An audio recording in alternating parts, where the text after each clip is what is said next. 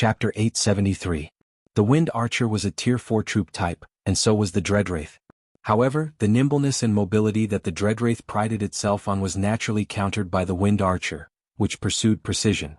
The arrow immunity that their terrifying skeleton-like bodies provided was not even worth mentioning in front of enchanted arrows. All that was left was a pitiful amount of defense and HP. The undead creatures flapped their tattered wings and flew over the battlefield. Their shrill cries were heard as they flew over the White Lion guards. When Carglass looked up, he saw more of the Dreadwraith's hedgehog-like bodies falling from the sky like rain. After the first wave of arrows, the number of Dreadwraith flying in the air had been reduced by 1/6. The Bloodstaff did not order the Dreadwraith to retreat. The remaining Dreadwraith tumbled in the air and began to dive towards Erwin's group of magicians. "My lord, you know them too well. They're trying to get rid of our magicians." Medisha pursed her lips and looked at the Dreadwraith through the gaps between the trees. Her eyes were full of admiration. Raindrops fell on her soft cheeks and gathered on her sharp chin. In the linden forest near her, about 600 elven and human archers were holding their breaths and hiding under their wide cloaks. Hundreds of pairs of eyes were fixed on the scene. Their hands did not stop moving as they drew a second arrow from the quiver on their backs. Arrow number 3. Medisha drew her bow and aimed at a certain area. Balls of white flames immediately rose from the forest. They were like stars in the darkness. Medisha nodded with satisfaction. "Wait until we're within 400 feet of the Dreadwraith. Listen to my command." She squinted her eyes and calculated the distance. The Dreadwraith was almost above the magicians. Some of the young apprentices screamed in fear. If it were not for the fact that each formation had a leader to maintain order, they would have fled in all directions. At this moment, the Silver Elf Princess opened her mouth slightly. "Follow my lead and shoot." She breathed in the cool air of the forest. Although her archery skills were not top-notch, she was still one of the best among the tree elves as she was once the commander of the Lingu army. As she gave the order, she released the bowstring with her fingertips. The arrow flew out with a splash like a silver thread and drilled into the formation of the Dreadwraith in the sky. It hit the head of one of the Dreadwraith. The Dreadwraith let out a shrill scream. The spot where the arrow pierced through its head instantly lit up with a holy flame. It flailed in the air, but a moment later, its entire body turned into a ball of fire in the air. The ball of fire struggled to fall to the ground, but before it could touch the ground it was burned out. Then, like a storm, with the sound of the bowstring, balls of white flames rose from the forest and shot densely at the Dreadwraith that was diving down. For Madara's side, the scene in front of them was a disaster. Almost 100 Dreadwraiths seemed to have collided head-on with a holy storm. They were shot one by one in the storm and then burned up. Wrapped in the holy flame, they howled and fell. Before they could touch the ground, they had already scattered into sparks and ashes. The Dreadwraith maintained their formation and weaved through the sky full of sparks. However, after the storm they were scattered, and less than a quarter of their original number was left. Beside the Bloodstaff, the high-level liches who summoned the Dreadwraith were almost stunned. They watched as more than half of the high-level undead that they summoned with great difficulty disappeared in the blink of an eye. For a moment they almost didn't understand what was going on. However, the Bloodstaff understood what was going on. Its skeletal hand clutched its staff, and the soul fire in its eye sockets flickered more violently than ever. It understood that it was fooled by those damn Erwin people. They really did prepare arrows that were baptized with holy water. Count Jacques looked at the scene from afar and couldn't help but sigh. The others were too well prepared. Compared to them they were like amateurs. Of course in Brando's eyes they were only amateurs. But what really surprised him was that the Tanajal people used a different kind of enchantment in the first wave of arrows. If they had used the holy enchantment at the beginning, the Bloodstaff might have let the Dreadwraith retreat. The Tanajal people obviously thought of this and set a trap for Madara's skeletons from the beginning. If they didn't use the enchantment in the first wave of arrows, there would be too many Dreadwraith left. This means that they had already guessed that the Bloodstaff would use the Dreadwraith and how it would use the Dreadwraith. The Tanajal people had even arranged the fate of these Dreadwraith. Count Jacques couldn't help but wonder. How did the Count guess all this? But if he told Brando his doubts, Brando would definitely tell him that he was overthinking things. The Bloodstaff was like a big open book to him, and the contents were written clearly in it. It was like cheating. In history, the Bloodstaff was cautious and courageous, and was good at seizing fleeting opportunities. But when it faced the Erwin people, it was very arrogant and conceited. With its personality, it would definitely take advantage of Benjamin's mistaken judgment. But if Benjamin didn't show enough sincerity in the first wave of the ambush, it would definitely alert the cautious fellow. So he used the Wind Archer and another enchantment, but he didn't use the Holy Enchantment, which was the most destructive against the undead. He wanted the Bloodstaff to think that this was the ambush of the Erewhon people, and that it was nothing more than this. Then he would be able to use the Dreadwraith without any worries. As for the matter of how much damage the Dreadwraith had to be dealt, that was pure nonsense. The battlefield was ever-changing, and the human heart was unpredictable. No one could be sure that it would work. Benjamin set up this trap according to the Bloodstaff's personality with the intention of killing as many Dreadwraith as he could. But now it seemed that the results were beyond his expectations. No, it should be said that it couldn't get any better. There were more than 10 Dreadwraith left in the sky, and even if they swooped down they wouldn't be able to do anything. After all, the wizards on the ground had the ability to fight back. So, the high-ranked Lich who controlled them quickly summoned the remaining seeds back. Otherwise, the undead wouldn't even be able to scout in the sky for the rest of the battle. If there was still a battle to come. The young female archers in the forest looked at the results of their battle in disbelief and almost jumped for joy. Medisha stared at the Dreadwraith that flew back and let out a long sigh. She put down her longbow in the rain, thinking that the Wind Archer's first battle had finally delivered a perfect result. My lord's Wind Archers are far from our era, but they have some unique points, she thought to herself. The Lingu Legion in history was a legion that could be used in both long-range and short-range battles. In close-range battles, they rode on unicorns and held silver spears in their hands, and immediately launched a glorious charge. In long-range battles, they took out their longbows and immediately became first-class archers, and were proficient in both foot and mounted archery. The archers that she led in front of her were certainly not as good as her subordinates in history, but they were still first-class in this era, and had to be first-class. Although she usually did not talk much and seemed to be aloof from worldly affairs, she still had the pride of a silver folk in her heart. This was her army, so it could only be the best. Historically it was called the Lingu Legion, and now it should inherit this name. The ancient song that had been passed down in the forest for thousands of years echoed among the trees, singing the legends of the elven heroes who defended against the enemy with their sharp arrows. This was the song of the forest. She looked at Brando standing in the rain outside the border of the forest and was full of admiration. Brando had equipped the Wind Archers with 3 types of enchanted arrows. The first arrow was enchanted with wind wings, which could increase the distance of the arrow. The second arrow was enchanted with rock edge, which was used to deal with heavy cavalry. The third arrow was specially prepared to deal with the war in Madara. Under normal circumstances, each Wind Archer would carry 24 ordinary arrows, and 2 of the 3 types of enchanted arrows for a total of 30 arrows.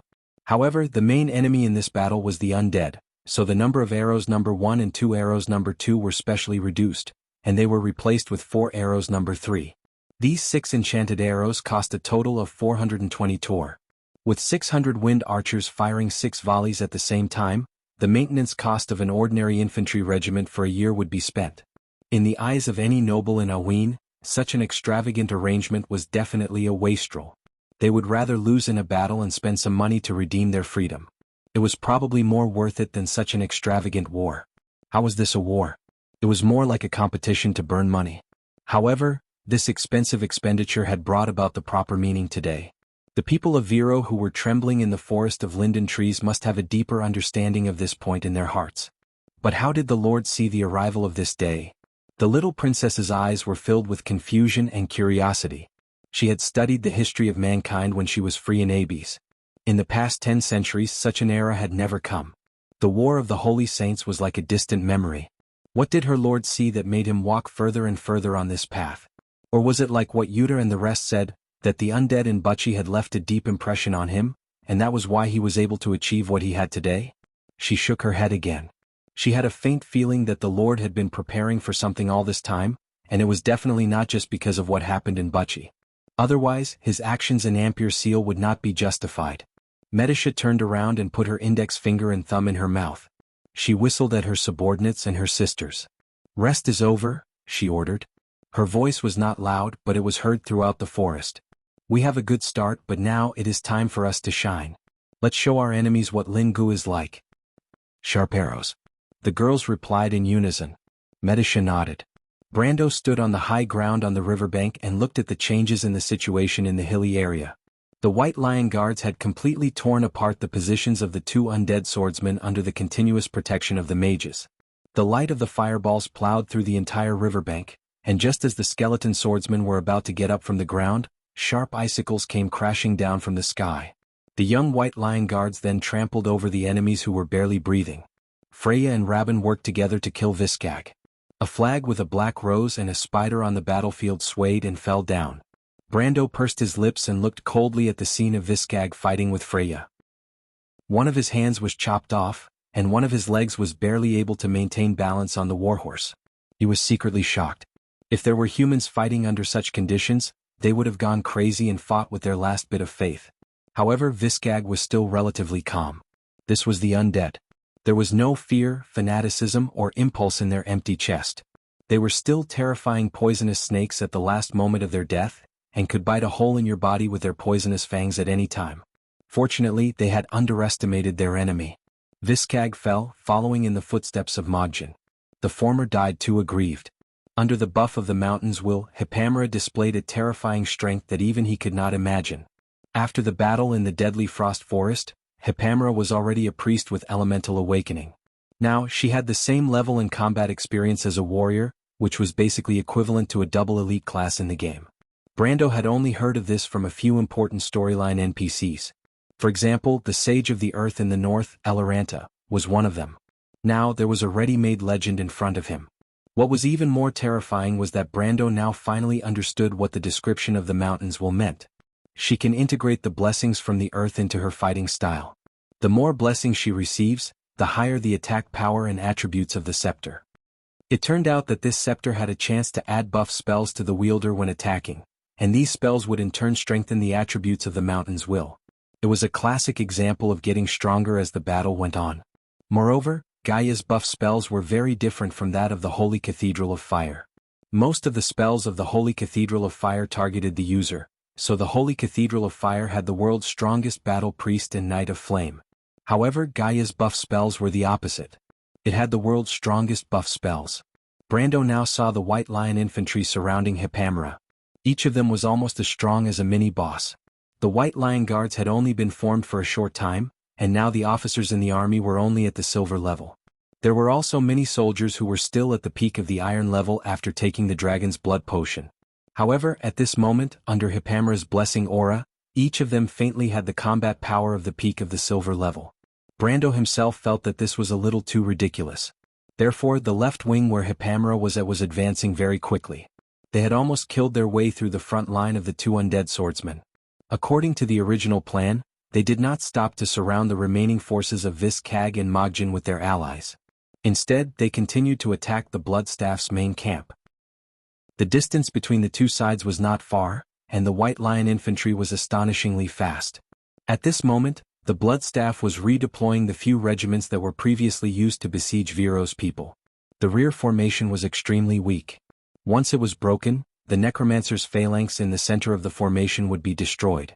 Brando looked a little further away. On the other side of the river, the undead were indeed retracting the skeletal cavalry. However, the Lantan Islands and the Highland Knights' cavalry that they were entangled with earlier were now entangled with them. The two light cavalry were locked in a fierce battle in the direction of the valley. It was obvious that the Bloodstaff could not count on their skeletal cavalry for a while. Of course, Brando also could not count on the Lantan Islands to help him attack the flanks of the Bloodstaff. At this point in the battle, in fact, both sides of the battlefield had already grasped the opponent's weakest point. On Erwin's side, the Viro people were still trapped in the Linden Forest. Although they still maintained their morale, they still did not dare to act rashly in the face of the only remaining regiment of skeletal warriors. Their biggest problem was that their only complete second-grade elite crossbowmen were almost useless in this battle. The Lantan Islands had no choice but to help Brando entangle the skeletal cavalry of the Bloodstaff, which was equivalent to nothing. The main battlefield was almost a game between Brando and the Bloodstaff's army. Now, the only advantage for Brando was that the Bloodstaff's army had their backs to him, and the two elite regiments that covered their flanks had already been breached.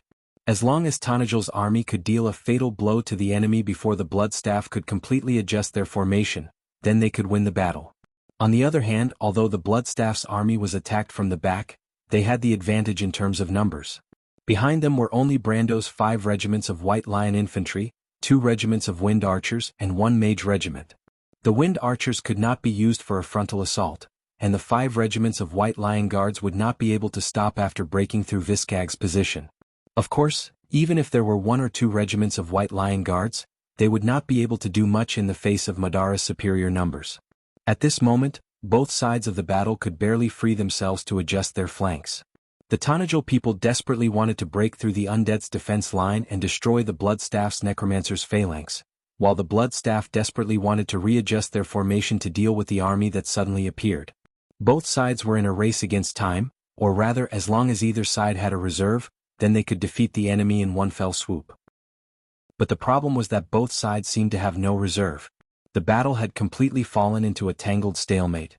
But this stalemate was something that the Bloodstaff was happy to see. "You're courting death." It let out a sharp laugh. What it needed was time and not to defeat the enemy as soon as possible. Although it was embarrassing to be tied down by these weak opponents, it was better than losing. Moreover, these humans were the kingdom's last military force in the south. Once they were destroyed, not to mention Viro and Karsuk, even the entire south of Ampere Seal, Madara would have a chance to get their hands on it. They had another ally, Count Randner, who ruled this vast area as a buffer zone between Madara and northern Erewhon. It was obviously something that the Supreme wanted to see. The Bloodstaff finally breathed a sigh of relief, as if it could see victory waving at it. On the hill in the Linden Forest, Count Jacques' face was also gloomy. The Tanajul people were making a mistake. But perhaps it should not be called a mistake because it was unavoidable. Count Zeline had previously asked him if he should blow the horn to warn Count Tanajul, but he refused because he knew that it would be meaningless. Count Tanajul's choice was actually the right one, but it was still a mistake. The so-called opportunity did not appear on the battlefield. There were still too few troops. He regretted it. If he did not destroy the Viro army, the situation would be different now. The Count subconsciously gripped the hilt of his sword, and his knuckles turned white from nervousness. It was as if he had never held his breath like this when he first went to the battlefield. But no one on the battlefield knew what Brendel's mood was at that moment. He was actually a little relaxed as he stood in the drizzle, because he saw that the Bloodstaff was making a mistake, just as he had imagined it to be. This mistake was fatal, because it actually believed that Tanajul no longer had any reserves to attack its flank. He turned his head, and in the forest, Medisha nodded at him from afar. Then the Silver Elf Princess untied the horn from her waist. It was the dragon horn trombone of the Fran Knight. The pitch-black horn had silver rose patterns on it, and the horn depicted scenes of past wars, recounting a legend. In that legend, it described the sky-blue flags of the plains of Malald fluttering like the sea, described the cold gleam of the Fran lances, described the long sound of the horn, and described the courage of the ancient spirits. It described the scene of the Silver King leading his knight in a charge against the Myernas. The Silver Elf Princess put the horn to her mouth and blew it hard. The long sound of the horn resounded through the mountains. In everyone's eyes, it was as if snow had fallen. Thousands of silver horses rolled over from the horizon. At that moment, the earth rumbled as if the mountains were resonating. The staff in the Bloodstaff's hand fell to the ground with a clatter. Chapter 874. A silver line appeared on the horizon. This silver line spread across the hills and valleys. Thunder rumbled as it approached them in the blink of an eye. Only then could they see that it was countless silver horses. These slender, curvaceous Fran horses came to the border of the forest before they began to slow down and slowly came to a stop. They shook their ears and wandered in the meadow outside the forest. The tallest of the horses raised its head and looked in the direction of the forest. The Wind Sagittarius girls who witnessed this scene were all stunned. They all looked at Medisha curiously, their hearts filled with admiration for this princess commander. Medisha blushed slightly, but she quickly calmed down. She ordered calmly, "Lingu guards, listen to my command. Get on the horses." When the girls heard the order, they quickly put their longbows on their backs and walked out of the forest one by one. They carefully came to the side of the unusually beautiful war horses. However, they soon found that these war horses were unusually friendly to them. Not only did they not have the slightest hostility, they even lowered their heads to be close to them. It was as if this was not the first time they met, but rather the first time they met. The girls were surprised and curious. They pulled down the hood of their cloaks and affectionately touched the mane of their mounts. Then they grabbed the saddle and stepped on the stirrups. One by one they got on the horses. Their movements were very practiced, as if they had been trained for a long time. The last one to get on the horse was Fanny. The chief tree elf archer looked timid at first, but when she got on the horse she immediately became high-spirited and said happily, So the Lord made us train every day for today. Brando grabbed the reins and glanced back at her. I wonder who was the one complaining during the training. Fanny replied without blushing or skipping a beat. Didn't I just ride it? This horse is so tame. I've never seen such a good horse before. It's as if my heart and soul are connected when I ride it.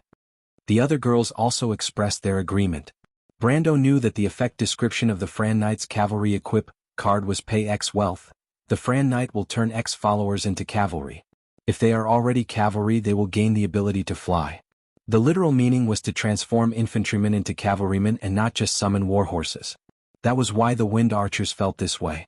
However, for a person who had never ridden a horse before, even if they suddenly obtained the horsemanship skill, they would still be shocked when they first sat on a horse. Therefore, basic horsemanship training was still necessary. Even if it wasn't effective in a short period of time, at least they had to familiarize themselves with the feeling of riding a horse. It was all for this moment. In the woods of linden trees, mounted archers? Count Zlin asked in disbelief. Count Jacques shook his head slightly. Count Zlin was obviously the kind of guy who didn't know anything about military affairs, but liked to listen to rumors. The bows on their backs are more than 5 meters long, which is a typical infantry longbow. They can't be used on horseback. Unless they have other short bows, they can't be mounted archers. Maybe they even have short bows. Otherwise, why would they summon these horses? It's also possible. Count Jacques replied after thinking for a while. He didn't know what the Tanajul people were thinking. However, the fact that the Count could summon a cavalry unit reignited his hope.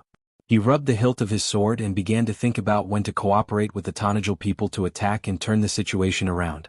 In Madara's camp, the blood staff came to the same conclusion.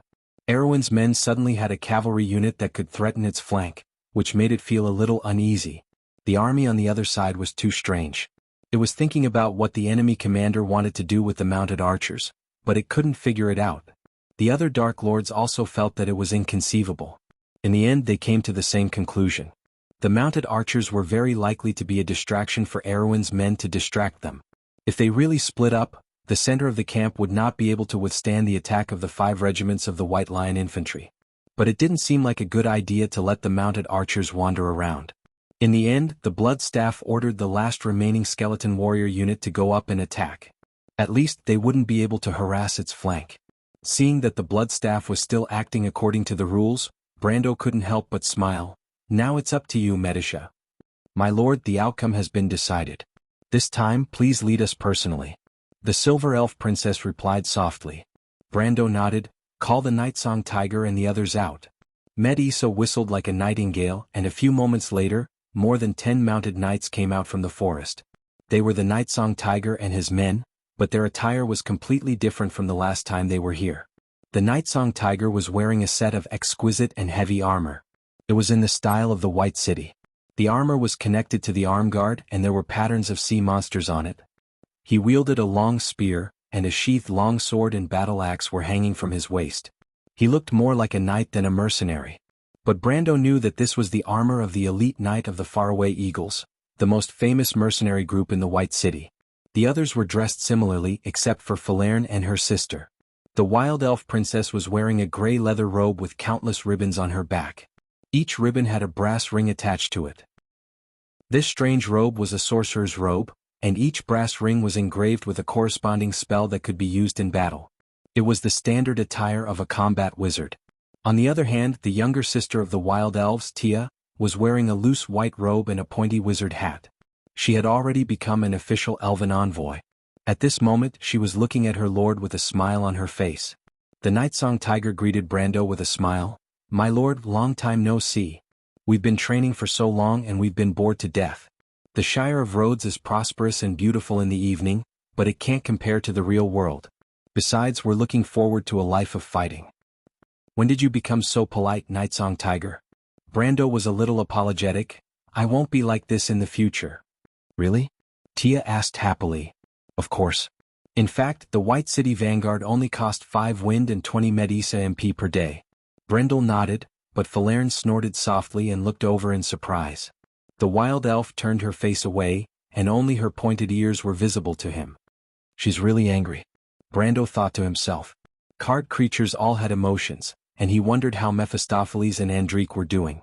The former was fine, but the latter probably wanted to kill him.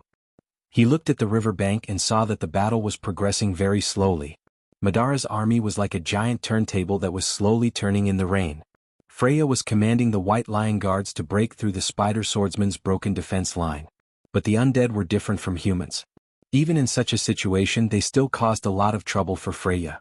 Brando tightened his grip on his horse and rode it to the front of Lin Ji's guards. He turned his horse around and faced the direction of Madara's army. "Go around the White Lion Guards and follow me." The army began to move.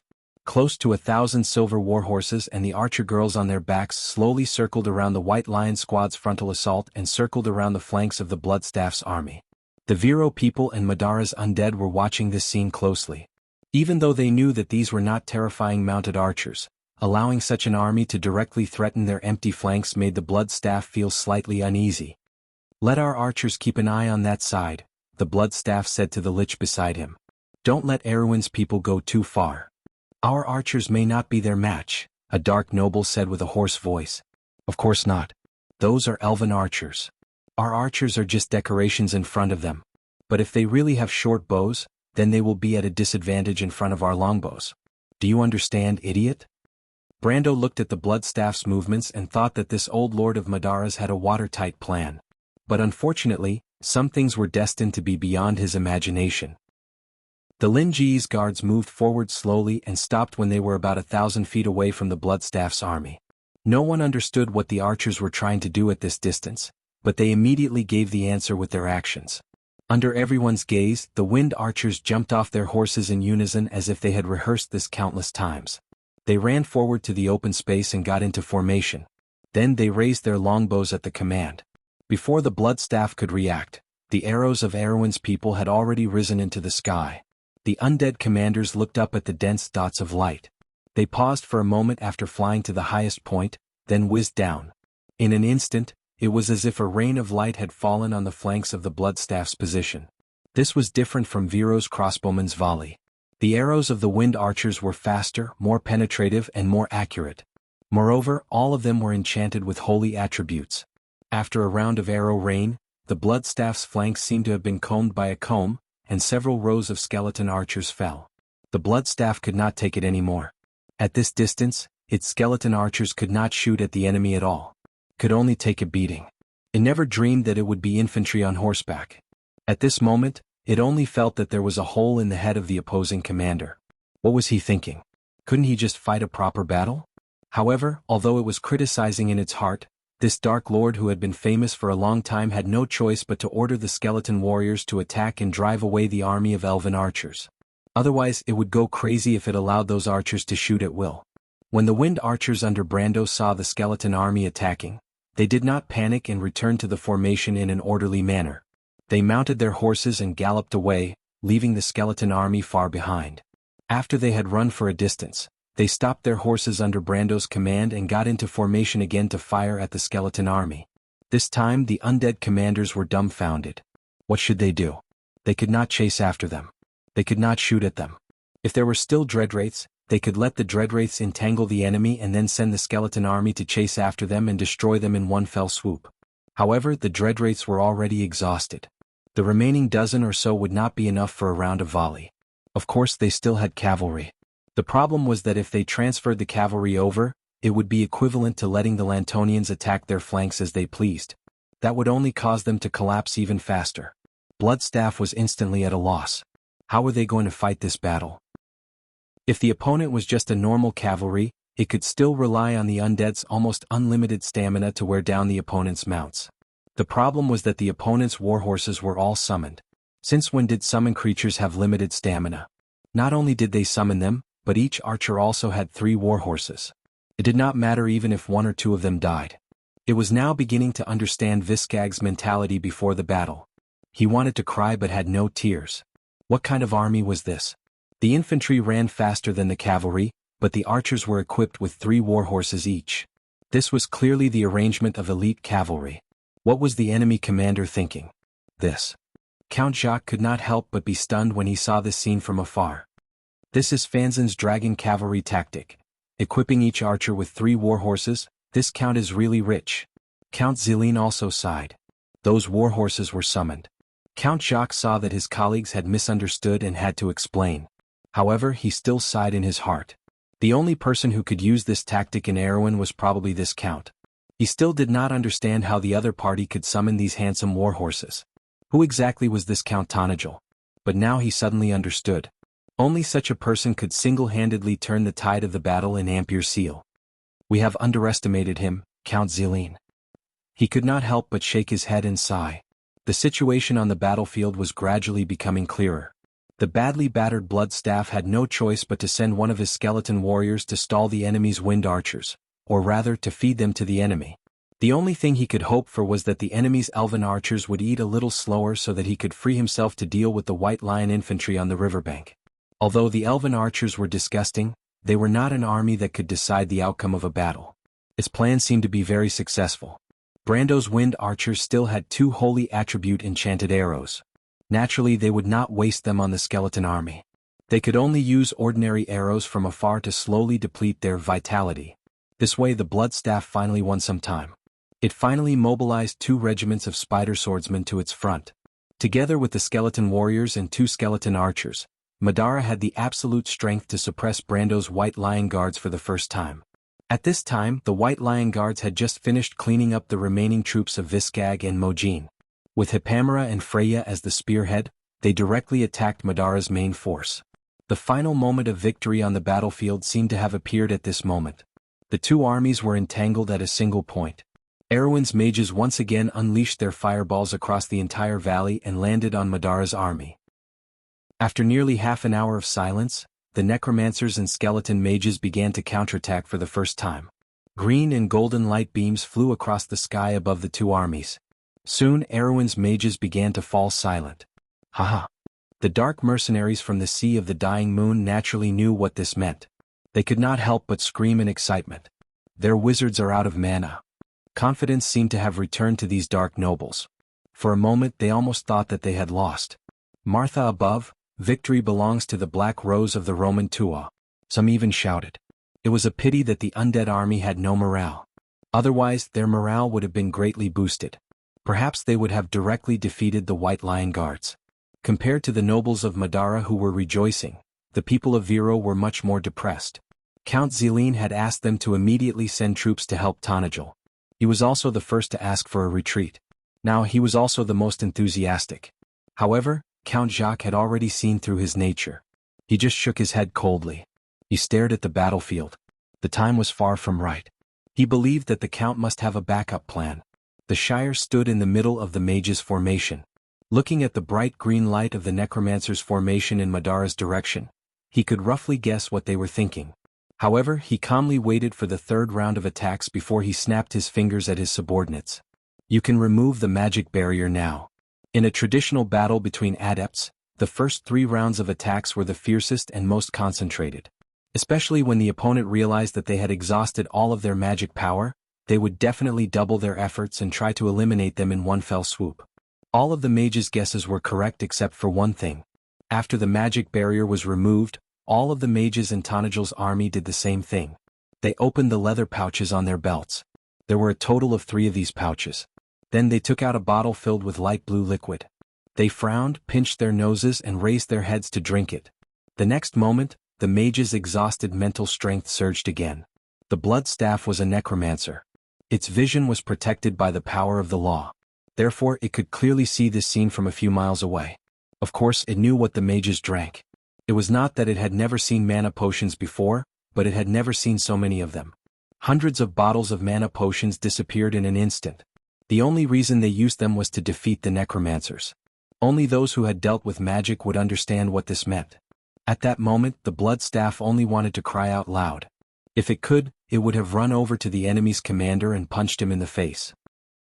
If it had known that it was so valuable, it would have just let the enemy give it all the mana potions, and it would have just raised its hands and surrendered. Chapter 875. In the blink of an eye, the Bloodstaff's formation was once again lit up with magic. This time the situation was reversed. The necromancers had used up all their mana, and the battle between the necromancers and Erewhon was now a one-sided performance. It was as if history was repeating itself. Under the cover of the barrage of magic, the the White Lion Legion once again broke through the undead army's formation. However, this time it was not as easy as before.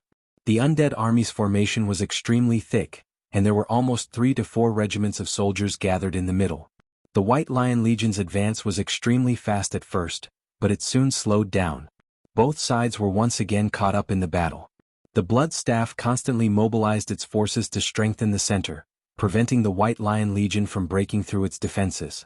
At this time, the White Lion Legion's strength was close to that of a Tier 4 army under the buff of various spells. Only a few of their opponents were Tier 3 Spider Swordsmen. Most of the skeletal warriors were no match for the young White Lion Legion and could only rely on their numbers to slow them down. At this time, the Bloodstaff's flanks could not be more empty. There was nothing it could do. If it did not strengthen the center, it would be defeated once the White Lion Legion broke through. As for the Wind Archers at the side, if they wanted to harass it, then let them. However, it did not know that Brando was waiting for this opportunity. Under Brando's command, the Wind Archers stopped once again, but this time when they raised their longbows, the arrows on the arms of the bows were replaced with shiny sacred silver arrows.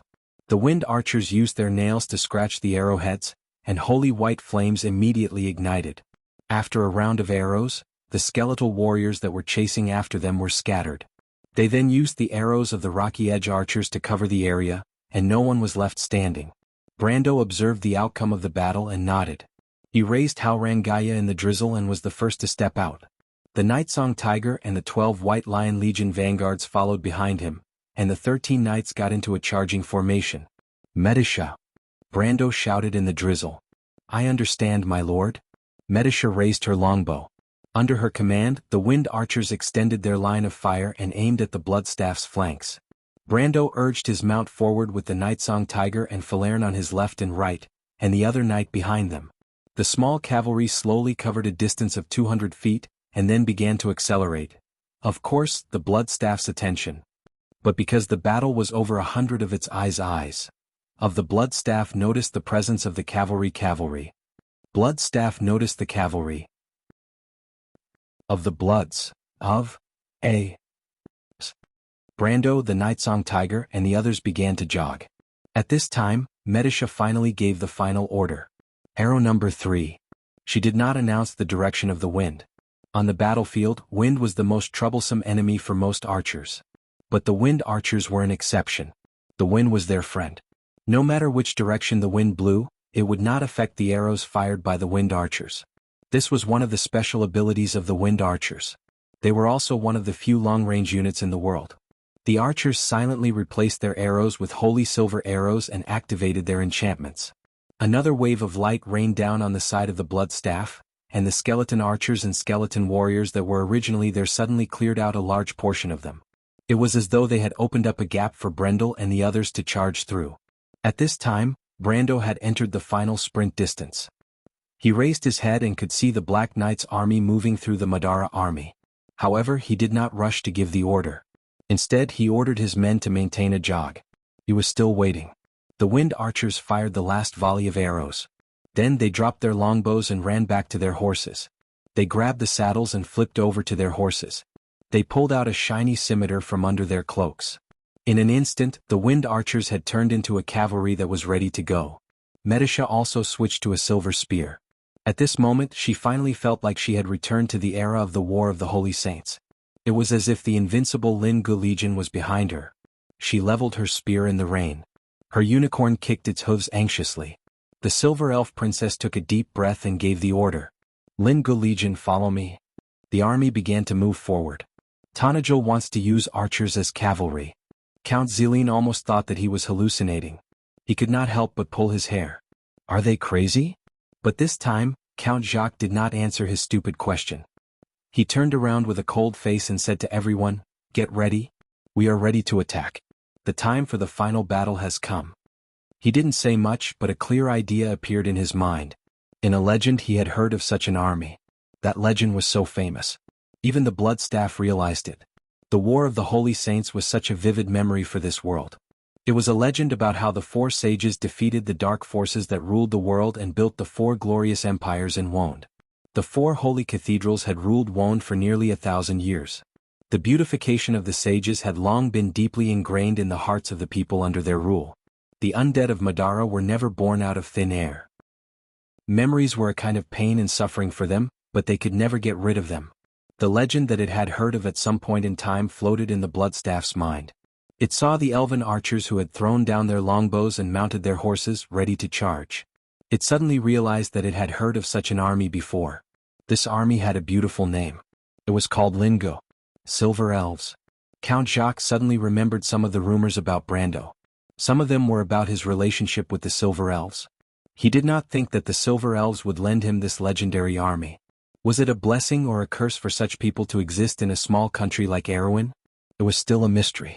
In fact, everyone's guess was a little off. Although the Wind Elf archers had inherited the name of Lingo, which had disappeared for thousands of years, they were not the legendary army in history. The Tree Elf archers and Wind archers had received some close combat training, and it was difficult for them to charge on horseback. But when Medisha gave the order, these archers did not hesitate and showed courage that was not inferior to the men. Brando looked back at this scene and finally nodded with satisfaction. He then turned back to the Nightsong Tiger and said, "Now, let us open a gap for the girls." "As you wish, my lord." The Nightsong Tiger replied. "Charge." The 13 knights suddenly accelerated and began their final charge. In front of them was Bloodstaff's flank, where nearly 100 black knights were waiting for them. The black knights under Bloodstaff's command were at least at the upper silver rank, and many of them were at the peak of the silver rank. Moreover, most of them were highly skilled in martial arts and had experienced hundreds of battles. In Bloodstaff's opinion, even facing Erewhon's noble guards would be easy. Under normal circumstances this was indeed the case, but the enemy they were facing this time was not ordinary. Brando took the lead and was the first to charge into the enemy's formation. When the Viro people rushed out of the forest they saw this scene. Knights leading their attendants to charge had long been the norm in the continent of Vaunt. However, it was rare for a count with real power to lead dozens of personal guards to personally charge into the enemy's ranks, at least after the Cipher dynasty. The Viro nobles thought they were looking at a madman, but they did not expect something even crazier to come. The 13 knights stood side by side, forming a sharp arrow. Brando was at the tip of this arrow. He raised Haurangaya and swung it at a black knight charging at him. The knight quickly raised his sword to block, but the black knight and his skeletal horse's head were cut into 6 pieces. The pieces burned brightly and disappeared into the rain. Another knight behind the black knight watched as his comrade was cut into pieces in front of him. But before he could react, Haurangaya had already pierced through the body of the black knight in front of him. He only had time to let out a hollow scream before the Haurangaya landed heavily on his breastplate.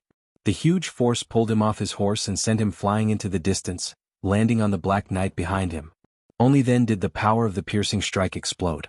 With the black knight's body as the center, a fan-shaped shockwave formed behind him.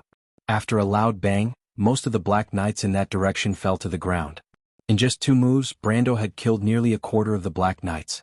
The tight formation of the black knights had now been cleared by Brando. What kind of power was this? The nobles of Viro seemed to have just remembered that this young count was not only powerful, but he was also an outstanding swordsman. There were even rumors that he had reached the level of a sword saint. Although the credibility of this statement was very low, the scene before them at least proved that the count's methods were at least several levels higher than those so-called gold rankers. Could it be that after the Flame King Gretel, there really was another 20-year-old elemental awakening prodigy? This was the only thought in the minds of the nobles of Viro at the moment. Compared to the Viro people's feelings of surprise and jealousy, the blood staff was the one with unspeakable bitterness at this moment. It finally saw that not only was the young commander an elemental awakened being, but the 12 knights around him were also not to be trifled with. The 12 knights were all existences with strength above the gold rank. Facing such a personal guard of the count, it almost groaned out loud. What kind of army did it encounter? Even if someone were to tell it that this army was Erewhon's royal guards, it would not be able to help but believe it. But what made it very uncomfortable was that this army seemed to have no origin and appeared out of thin air. Tonajal. It repeatedly muttered this most remote place in the southeast of the kingdom of Erewhon. It still could not understand how such a fierce army could emerge from such a place. But it did not hesitate for too long. For its army, it was now the most critical moment. It had to guard the flank and prevent it from being broken through, otherwise all its previous efforts would be in vain. The blood staff hesitated for a moment and decided to personally lead a regiment of skeleton warriors to support the collapsing flank. Since the opponent had already sent out an elemental ranker, it could no longer hold back. On this battlefield, it was the only one who could fight Brando. The Bloodstaff was still mobilizing its troops when Medisha and her wind archers finally collided with Madara's flank. Brando felt his elemental pool fluctuating twice in a row. Then he saw Medisha raising her spear in the army and shouting, "May the Holy Spirit of Heaven descend and bless you and me in the war. Those who fight for justice shall uphold the inspiration of justice." A white beam of light seemed to split the haze and descended straight from mid-air. The beam of light fell into the army of wind archers. Countless angels descended from the white beam of light one by one, guarding behind each wind archer. Under their protection, the strength of the archer girls under Medisha's command soared. Their strength, which was originally only at the mid-silver level, had now soared to the peak of silver level, and even faintly showed signs of stepping into the realm of gold. Inspire Yonga V Light 5, spell, pay half of the mana, Knight. The Farron Knight inspire all allies and upgrade them, current level +5. Sustain Inspire will be maintained until the next day's reset. My glory is your glory. At this moment Brando really saw the horror of the Farron Knight. The wind archers, who were originally at the mid-silver level, were at most at the peak of iron in terms of close combat experience and skills, and the archer armor, which pursued flexibility, was far inferior to the skeleton warrior's infantry armor in close combat. Therefore, the combat strength of the rank 4 wind archers in close combat was only on par with the rank 2 skeleton warriors. However, after their courage had reached the pinnacle of silver rank, the girls' battle prowess had increased to the lower levels of silver rank. From iron rank to silver rank, this was a qualitative change. Now they could easily crush the skeletons who were one rank below them. This was not the end. Medisha immediately showed the second card. Group Sprint Yonga IV Earth 2, spell, pay 1 glory. The Farron Knight inspire his followers to obtain the group ability. Sustain Group Charge will be maintained until the next day's reset. I saw it with my own eyes. The Sabri people screamed and launched their charge. An army of tens of thousands collapsed in front of them. Baron Cardan. Group ability. When creatures with the same ability are within a certain range, they will receive a 1% damage bonus. For every additional creature with this ability, the damage will increase by an additional amount. With the support of this card, the wind archers around Medisha suddenly became more aggressive. After their damage was doubled, they stood out from the ordinary knight and instantly became the ready-made personal guards of the general. Once the knight army was formed, the undead's defense line immediately collapsed. Bloodstaff originally thought that his flank could still hold on for a while, but with the support of Medisha's 2 cards, his plan was easily burst like a bubble. When Bloodstaff personally led a regiment of skeletal warriors to the battlefield, he saw his flank melting like snow under the sun. The wind archers were still moving forward, seemingly intending to break through his flank and head to the center of the battlefield to meet with the White Lion Guards. When Bloodstaff saw this scene, he knew that it was all over. His army was all done for, and the dark nobles from the Sea of the Dying Moon were also done for. As for the spy in the kingdom of Erewhon, Count Randner, he was not even worth mentioning in the Bloodstaff's mind. He originally came to block Brando's path of attack, but at this moment he did not even think about it and turned around to run. The only way for him to survive was to gather the remaining skeletal warriors and retreat from the battlefield. At least he had one advantage, and that was that the undead would never feel tired and would not be completely defeated. On the other hand, these humans could not chase after them endlessly. He no longer dared to hope for a false victory. It was already lucky enough to escape back to Madara. Faint cheers of the humans could be heard on the battlefield. Most of these cheers were from the people of Viro. It was a kind of rejoicing after a disaster, especially the soldiers of the lower ranks. They could not believe that the undead army was defeated just like that. Although there were still thousands of skeletons on the battlefield, they could see that Tanajal's army had completely divided the Madara army.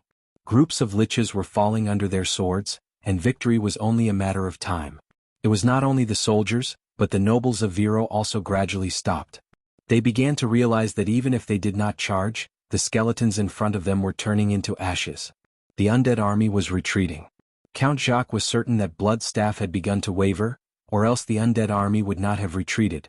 They were only stalling for time. The outcome of the battle was already decided, and the only thing left was how much they won. But what made the people of Viro feel a little embarrassed was that the outcome of the battle did not seem to have much to do with them. Under their gazes, Count Tanajal finally stopped in the middle of the chaotic battlefield. The undead army was crumbling around him. Author's note: today is the weekend. I wish everyone a happy weekend. Chapter 876. After the Year of the Running Wolf, the most outstanding military strategist in the history of the Wind Elves, the king of the Grey Mountain Shaglafen, who had not yet been promoted to the position of marshal, wrote in his book, "If we can't effectively kill the liches in the Madara army, then we can't really defeat an undead army." But when the Black Rose of the Roman Tua was truly defeated, the defeated skeletons in the valley were actually not much different from a human army fleeing in all directions. The undead fled back all over the mountains and plains, and because they had lost their command, the liches and the skeletons they summoned fought on their own, like a sheet of loose sand.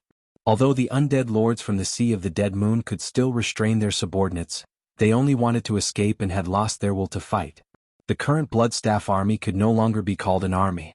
From top to bottom they had lost their purpose and will to fight, and only struggled to protect themselves. It was no different from the defeated army of the northern nobles and Ampere Seal. But if one looked carefully, there were some subtle differences. When humans fled in the face of a defeated army, it was often because of the fear in their hearts that shook and gave in to the emotions of the undead. These two factors did not exist in the emotions of the undead. They only protected themselves out of a rational choice. They would not trample on each other because of panic, or be killed like ducks without daring to turn back and resist. If they were caught, they would stop and fight back. But due to the selfish nature of dark creatures, they would never help their comrades who were attacked nearby, even if it might be more beneficial to them. Count Jacques and Brando rode side by side in the valley. Seeing this scene, they were very emotional. So the undead army is just like this. They can also make mistakes. The undead are not natural creatures. No one knows the mystery between life and death better than them, so they eliminate the uneasiness in the hearts of mortals about the unknown death. They have no attachment to life, so they don't feel impulsive and fanatical. However, impulsiveness and fear are only one of all the negative emotions. Greed, arrogance, vanity, and selfishness will all make them make mistakes. Brendel explained to Duke Viro's vassal as he observed the progress of the battle from his horse's back. Count Jacques silently nodded. He looked deeply at this count, who was also a count but was much younger than him.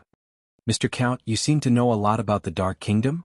I always try to understand my enemy, the enemy of the kingdom." Brando looked at the count from the Jacques-Langen region. He knew this man. Jacques-Langen was located on the border between Viro and Karsuk. This count was someone who had dealt with Madara in history.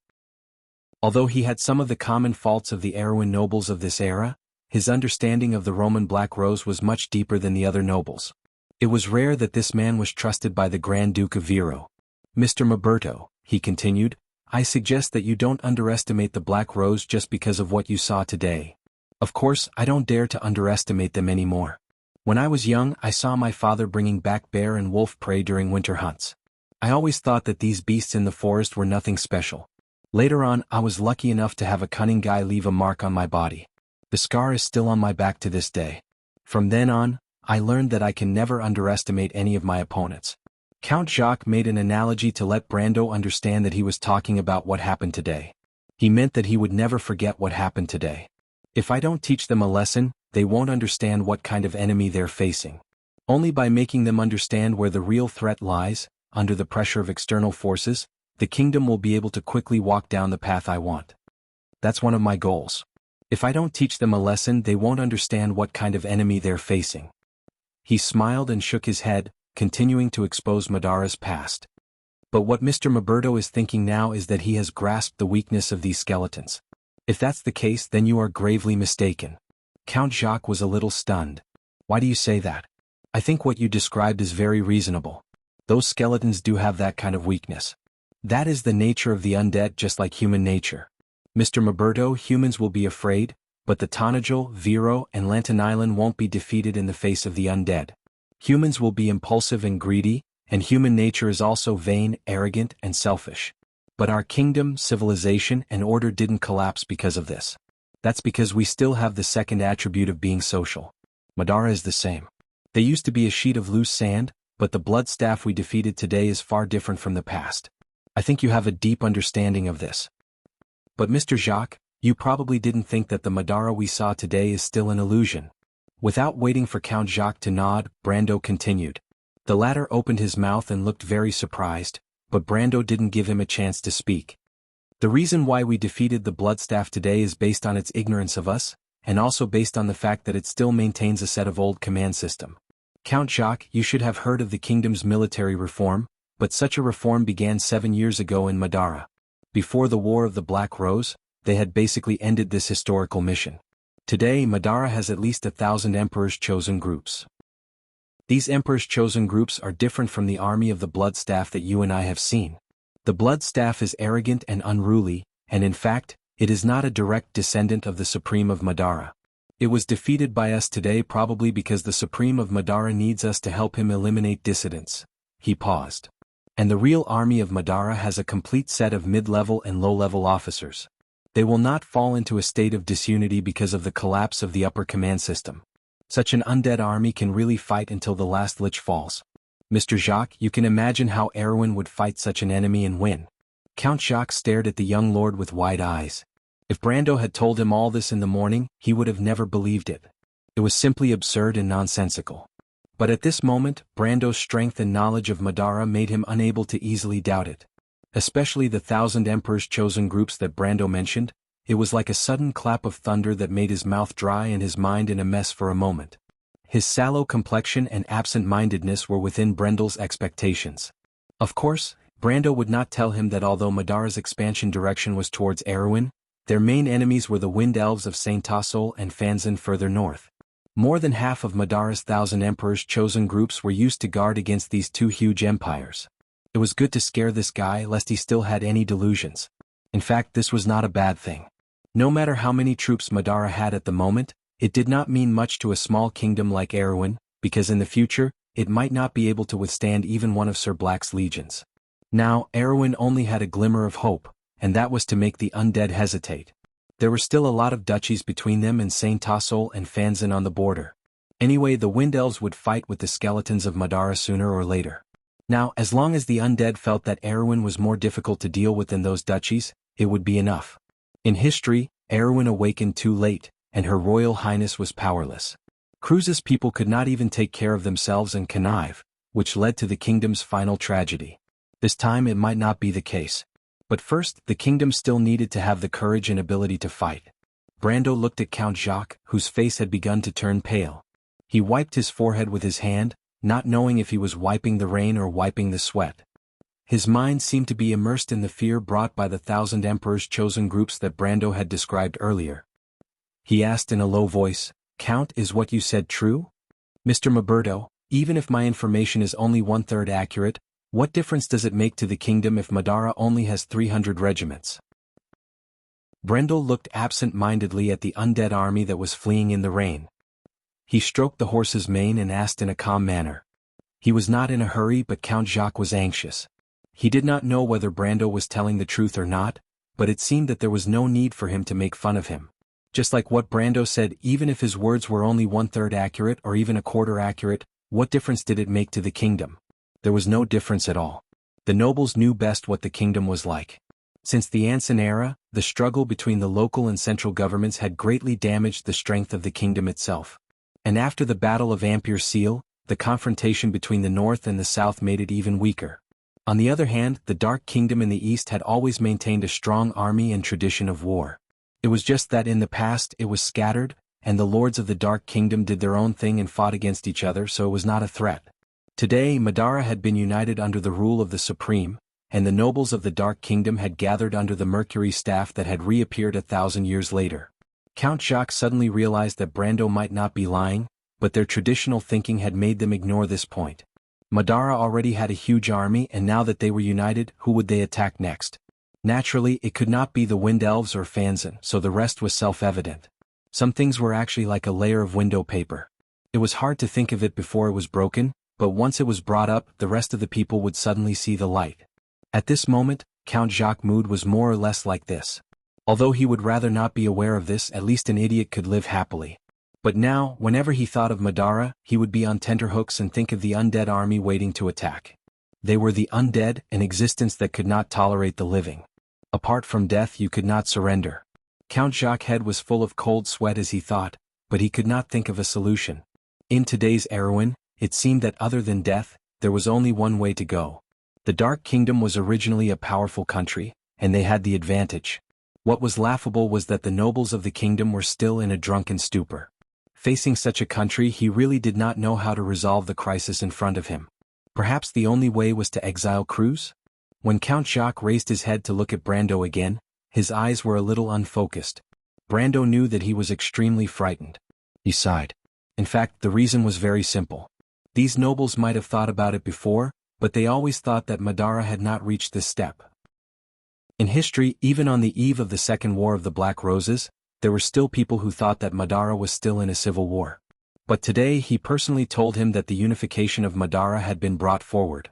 Sure enough, this count immediately understood what the kingdom was facing. Count Jacques did not speak again, and Brando did not force him. He patted the horse's mane and let it speed up so that he could catch up with the White Lion guards in the valley. He knew that today's words could only give these nobles a hint. Sooner or later they would understand how Erwin could survive. And at that time, if there were still stubborn people, then don't blame him for being ruthless. The fate of the kingdom had been given a strong dose of medicine in the Battle of Ampere Seal. Now it could only be slowly reversed. Brando silently pursed his lips. In his heart, it was not that he did not want to make drastic changes and give the kingdom a new lease of life. But the longer he was in this world, the more he understood the difficulties of this matter. The nobles had ruled the kingdom for too long, and their traditions were already deeply ingrained. Moreover, they were indeed excellent in their own ways. Although Erwin's class had long been corrupted, they still had power that could not be underestimated. He might be able to eradicate this power, but it would inevitably bring great harm to this ancient kingdom. His subordinates like Carglais, Amandina, Coden, Maria, and even most of the sergeants of the White Lion Knight were inextricably linked to the traditional nobles. Whether they came from the royal faction or the local faction, they were more or less conservative. And to completely eradicate all of this, it would inevitably hurt the people around them. Even Princess Griffin might turn against him because of this.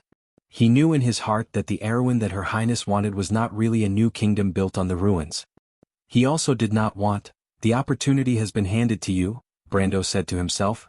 "As for whether you cherish it or not, it's up to you." Soon, the Lantern Island Knight rushed from the east bank of the river to join the White Lion Guards.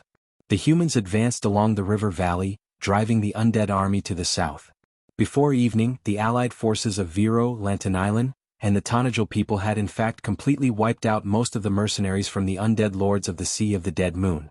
Most of the scattered liches had fled into the nearby forest, and they would become a security problem in this area in the next few months. But at this time Brando and Cohen could not care so much. These problems would be left to the Vermeer Legion to deal with. The Blood Staff and his personal guards blended into the remaining half of the skeleton cavalry. At this time the advantage of the undead began to come into play. The skeleton cavalry that was not affected by physical strength gradually widened the distance between them and the Lantern Island cavalry. Only Brando's Linga Legion, who rode on Pegasi, could catch up with these skeleton cavalry, but of course he would not do so. Using grade 4 archers to deal with the skeleton warriors could be said to be crushing, but using them to chase after the real cavalry was simply asking for death. Just like that, the allied army finally lost track of the remaining undead cavalry before nightfall. Ike was hopping mad and Jacques' subordinates had a look of pity on their faces. Vero's commander, on the other hand, was distracted for the entire day. Brendel heard from Carglais that he had sent several messengers to the north, and he immediately understood that Duke Vero had indeed gone to seek Duke Vero's opinion. His words during the day were not in vain, and it was up to the nobles to decide on the next course of action. Madara's information was difficult to obtain, but if they really wanted to, it was not difficult to obtain the information that Carglais had mentioned. Historically, the nobles had never thought of this at all, but this time they had the opportunity to respond. Brando was very calm about the escape of the Blood Staff. Not to mention that there was still a Cruz Knight regiment waiting for it in front of it. Even if it was lucky enough to return to Madara, what good would it do? The Queen of Banshees, Yalvit, had been waiting for it for a long time. As a symbol of her rebellion against the Emperor of Madara, the Blood Staff had to die. As for how she would surrender to the Mercury Staff, that was another story. Brando stood in the valley and admired the night view of the Slovenian region. The sky darkened quickly after the beginning of autumn. Before the day had completely disappeared from the mountains, the forest of linden trees was already filled with desolation. It was the last period after the end of summer. The moon in the sky should have been the proud gold sea and the flawless Timmies, but only darkness was left under the rainy weather. On the other side of the valley he looked at the valley plains of the Silman region. He stared at the gurgling river in that direction and thought that the blood staff should have met its last batch of enemies at this time. However, he was too lazy to care about how the young Cruz people fought. He secretly arranged for Cohen to return to the Silman Hills overnight and lead his men to replace the Folded Sword Knight Regiment to clean up the battlefield after the battle. He did not want the Cruz people to be exposed to the public for the time being. This time, Tanajul revealed a lot of his strength in order to make Madara quiet down for a while. However, he would try to hide as much as possible. P.S. Today's chapter, from the idea to the writing, took me almost 10 hours to write. After writing it, I really did not have the time and energy to write the next chapter. Today's Sunday second update will be put aside. I'm really sorry, I'll find another time to make it up. I hope everyone will forgive me. Chapter 877. The night belonged to those who never slept, and the remaining undead army advanced under the cover of the night. The undulating ridges of the valley in the darkness were like crouching behemoths, and the silent dark forest, the dim meadows, and the gravel-strewn riverbanks formed a landscape that rapidly receded from both sides of the pale vision of the undead. The bloodstaff and its high-ranking liches were protected in the very center of these skeleton riders. It raised its bare skull to look at the south of the valley, and the glimmer refracted by the gurgling river outlined the narrow shape of the valley pass in that direction, behind which was the exit to the Silverman Valley. At the mouth of the valley, there was a quiet camp, similar to all the camps of the undead. This camp was composed of a large number of bony thorns and a few large black tents sparsely scattered, but this camp was empty at the moment, and there were no signs of activity inside. The army of the undead stopped at the command of the bloodstaff. There was originally a team of liches stationed here, and they had hundreds of skeleton warriors under them, but these undead seemed to have turned into air at the moment and disappeared without a trace. The bloodstaff sent out several scouts who quickly ran back and brought back the same news as what it saw. The camp was empty and there were no signs of battle. The bloodstaff was not a fool, and immediately understood that enemies had appeared on its way back. It found us. Brund exhaled a white breath in the cold night, and there was only sparse light in the rainy night. The blade in his hand was dark and did not reflect any light. It's awareness, not discovery. Aaliyah corrected. It's all about the same. No, there's a big difference. In terms of tactics, sensing our existence means that our position has been determined, but the realization is just a guess. There's a big difference in this. Brund, it's not your style to be vague. Shut up. Aaliyah wanted to say more, but little Pero also turned his head and glared at him, saying, "Shut up." He opened his mouth and finally shut it obediently. There was a low laugh in the dark night, and the young Cruz people were obviously used to Aaliyah's deflated look. Are those the undead? A female knight asked curiously. Little Pero looked at the skeletons from afar and nodded. The Empire fought against them in Crete. So this is what they look like. Those necromancers have been desecrating corpses at the borders of the Empire. The Holy Cathedral should have punished them long ago. Aren't you afraid? Aaliyah asked curiously. I heard that you women are afraid of these skeletons. Aaliyah, shut up. The female knight replied angrily, nothing good comes out of a dog's mouth. They're alerted. What should we do? Asked Brund, sitting as straight as a javelin in the saddle, as if he had not seen his bad friend make a fool of himself. Under the night sky, it was drizzling. His military uniform and wet hair stuck to his body. The gaps in his armor seemed to be full of water, which made people feel very uncomfortable. However, it did not affect him at all. He was like a model knight of the Empire. It doesn't matter. This is their only way. The Count fought a good battle. There aren't many of them left. We can just wait here. There's no need to play any tricks with them. Little Pero replied. The more complicated the tactic, the easier it is to fail. Brund recited as if reciting scriptures. Dogmatist. Aaliyah muttered under his breath. The Folded Sword Knight Regiment was in formation on the riverbank 100 meters away from the other end of the undead camp. Hundreds of cavalry were silent on the gravel, leaving only rows of cavalry swords and pairs of bright light blue eyes full of fighting spirit. The blood staff quickly discovered this unusual cavalry. It was a little surprised because it thought that it would be ambushed, but it did not expect these bold humans to set up a formation in front of it and fight it head-on. It suddenly felt ashamed and annoyed. If it was a day ago, how could such a small group of human cavalry dare to be so arrogant? But even now, it still had more than 1,000 skeleton cavalry in its hands. These human cavalry simply did not take it seriously. The blood staff clenched the skeletal staff in his hand. It was as if he could feel the anger in his burning soul fire. A few necromancer apprentices who followed him quickly whispered to him that this might be a trap set by the humans. But the blood staff shook its head. Before it could speak, the dark mercenaries around it let out empty and meaningless laughter. The blood staff looked at these guys with some annoyance. There's no need. This is our only way. They can just attack directly. There's no need to be so mysterious. No more than 300. The dark mercenaries who began to sneer quickly estimated the number of Crew's Knight. Darkness was an ally of the eternal dead. These humans really don't know what's good for them. Send a scout cavalry to test their strength.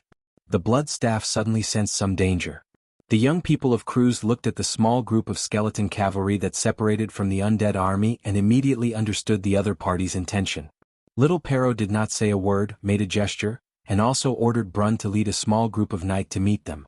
These folded sword knights were by no means new recruits on the battlefield for the first time. Before the life and death encounter in the deadly tundra forest, they had already fought with many enemies. These skeletons were just an interlude in their military career. Brun quickly intercepted the small group of skeleton cavalry, and then the two sides began to fight.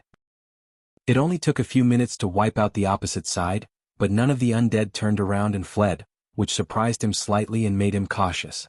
The army of the undead was indeed very different from the opponents he had encountered before. The strength of the silver rank is about between the middle and lower levels. The dark mercenaries from the Sea of the Dead Moon quickly came to a conclusion.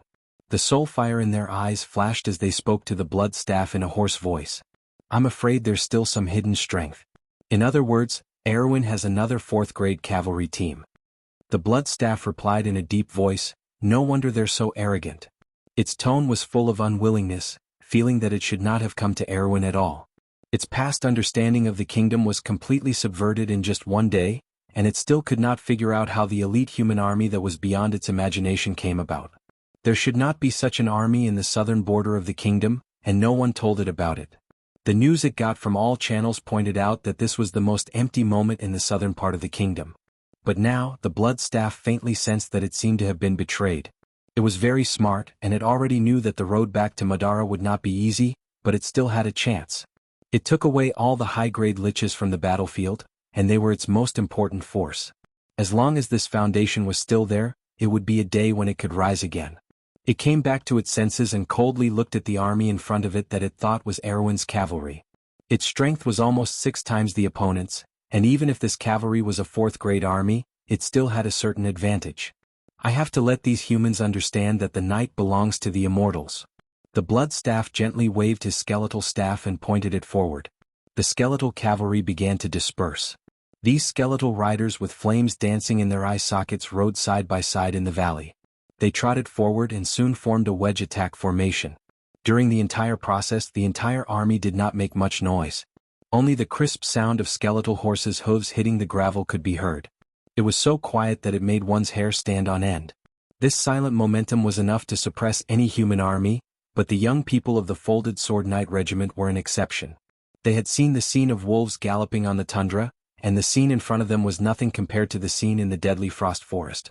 They really came. Aaliyah even growled with some excitement. They had to come. Bren replied. You're really boring. Little Pero turned his head at this time, and his gaze swept across everyone's faces. Count Tonagel told us not to expose our strength above gold rank.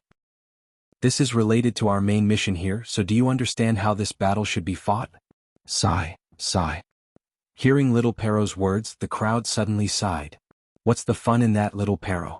Aaliyah could not help but shout, let's do a good job, our bones are going to rust from boredom. You can tell that to His Royal Highness. Little Pero glanced at him and replied. This time these young people from Cruz were speechless. They might as well be killed if they were asked to bargain with His Royal Highness the Crown Prince. Everyone knew that the Crown Prince was serious and usually very serious. He was obviously about the same age as them, but he seemed to be 10 years older than them. The key was that the Crown Prince had the commander behind him. These young people dared to ignore the majesty of the royal family, but in front of Veronica, they were like mice that saw a cat. The square formation of the knight was suddenly silent, and Little Pero nodded with satisfaction.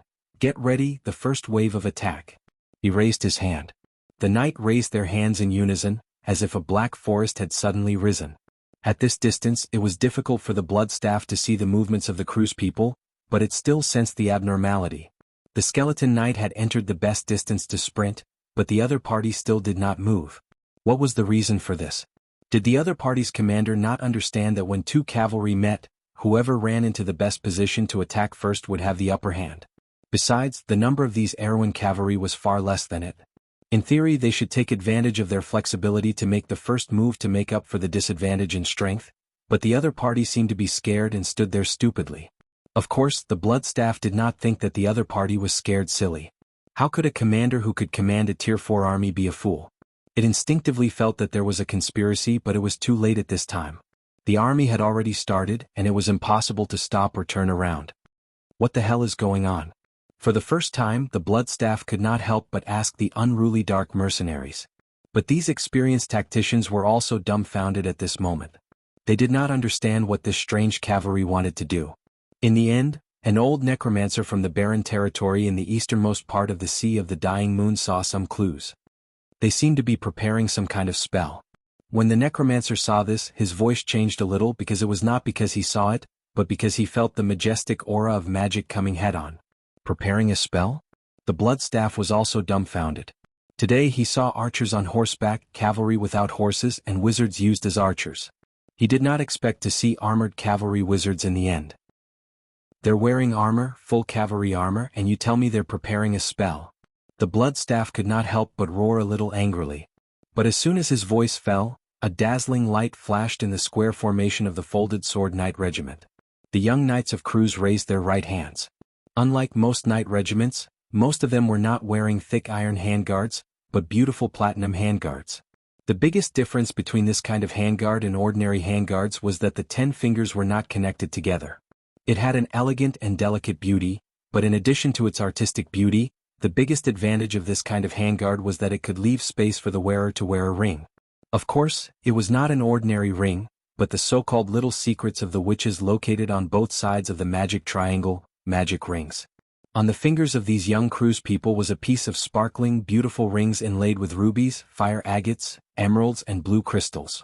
Each ring was engraved with mysterious runes with countless magic circles. If Brando's army was already extremely luxurious in the eyes of Count Jacques, but compared with these young knights from Cruz, it was really the difference between a beggar and a rich man. 80% of the young knights of Folded Sword came from the descendants of various noble families in the empire. The cost of equipment for each of them was almost enough to equip an entire knight domain.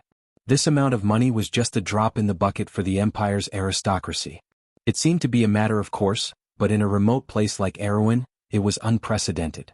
The Bloodstaff had the honor to witness how the elite knight of Cruz flaunted their strength and wealth. In some ways it was the first person in Madara. Yalvit was standing next to her warhorse. The thick white armor on her body seemed to emit endless flames. This lady, who was called the Queen of Banshees by all the Dark Lords in the Sea of the Dead Moon, rarely showed her face, but today she was not wearing a helmet. Below the helmet was a pale face. For a lady, this face could be considered beautiful, but it was full of a gloomy aura. Her hair was like a burning phosphorescence. From time to time, there were silver flames flying around, reflecting the flat forehead without the slightest trace of blood. Under the sword-like slender eyebrows, a pair of silver eyes were hidden in the deep eye sockets. At this moment, she was pursing her thin lips, her cheeks were a little sunken, and she looked very silent. She did not speak, but her eyes reflected the distant flames shining brightly. Several banshees were guarding the Queen of Banshees. "Let's go." After looking for a moment, she suddenly turned around, grabbed the saddle and got on the horse's back. The Queen of Banshees' voice was very ethereal, like a faint singing voice. "There's nothing to see. The Bloodstaff is finished." "Your Majesty, you mean the Erewhon people defeated the Bloodstaff?" a banshee asked in a sharp voice. "Don't call me Your Majesty, Vigny. There is only one Majesty in Madara," Yalvit replied. "It's not strange that the Erewhon people defeated the Bloodstaff. It's just an idiot. It was played around by the Insursta dragon from the beginning to the end. The poor thing thought that His Majesty would secretly acquiesce to its actions. I really admire Tarkus for daring to deal with that guy. Even if you were sold by the Insursta dragon, sometimes you still have to help him count the money." Yalvit brazenly ridiculed the confidence of the few supreme beings in the empire. The banshees hissed and did not dare to continue speaking. She finally looked at the flash on the other side of the mountain and said to herself, "But the Erewhon people did give me a little surprise. Do you see? This is the heritage of this ancient land. Don't underestimate any enemy. After thousands of years of accumulation, they have some ingenious knowledge and secrets. They can always bring you surprises. However, accidents in war were fatal. The blood staff had always looked at its opponents with the same foolish eyes in the past. Today was a battle of life and death. It would not hold back, but how could its enemies be merciful? The new dark nobles in the empire can't wait to make a name for themselves in this land. But this time, I'm afraid His Majesty will have a reason to persuade them. Why should His Majesty care about this little Erwin? Yalvit shook her head and did not refute her personal maid. She knew that the Supreme Being did not care about Erwin, but the attitude of the four holy cathedrals. Erwin suddenly showed his strong side today, but it was hard to say what it meant. The Count of Tonajul seemed to be related to the Wind Elves, but the power he held had traces of the Templar. He seemed to have appeared out of thin air overnight and had a strong force. Interesting. She said softly, interesting. But there was one more thing she did not say. She even had a faint feeling that the army of Erwin people had a very familiar aura. The Queen of Banshee shook her head and muttered in her heart. No, this should not be possible. P.S. A new week has arrived. Please get some votes, comrades. Chapter 878. To the citizens of Braggs, the period between the month of harvest and the month of frost seemed to be both long and short at the same time. The horrors left behind by the undead invasion last year seemed to resurface with the footsteps of the Bloodstaff's army. Following the repeated defeats of the Vermeer army, the situation worsened. Some merchants and nobles even began to flee to the Kirkle region with their families. But just when everyone was in a state of panic, the situation of the war suddenly took a shocking turn. First, the news of the allied army of Vero, Lantanilan, and Tonajul stopping the Bloodstaff's army in Silifarn spread. Not long after, the rumor of the Bloodstaff's death was confirmed. The undead retreated from the Silifarn region, and in just a week, the ice and snow on the front lines of Dragos and Vermeer had melted away. The people from the south even confirmed that the undead were traveling day and night back to Bucci. That period of time passed faster than any other moment.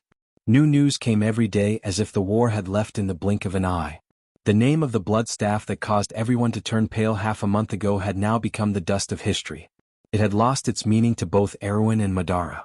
Another half a month later, Count Ranner's army was defeated east of Fort Kirkle, south of the Sapphire Mountains, near the Dwarven Circle. After losing the opportunity to escape to Madara, everyone knew that the Count's surrender was only a matter of time.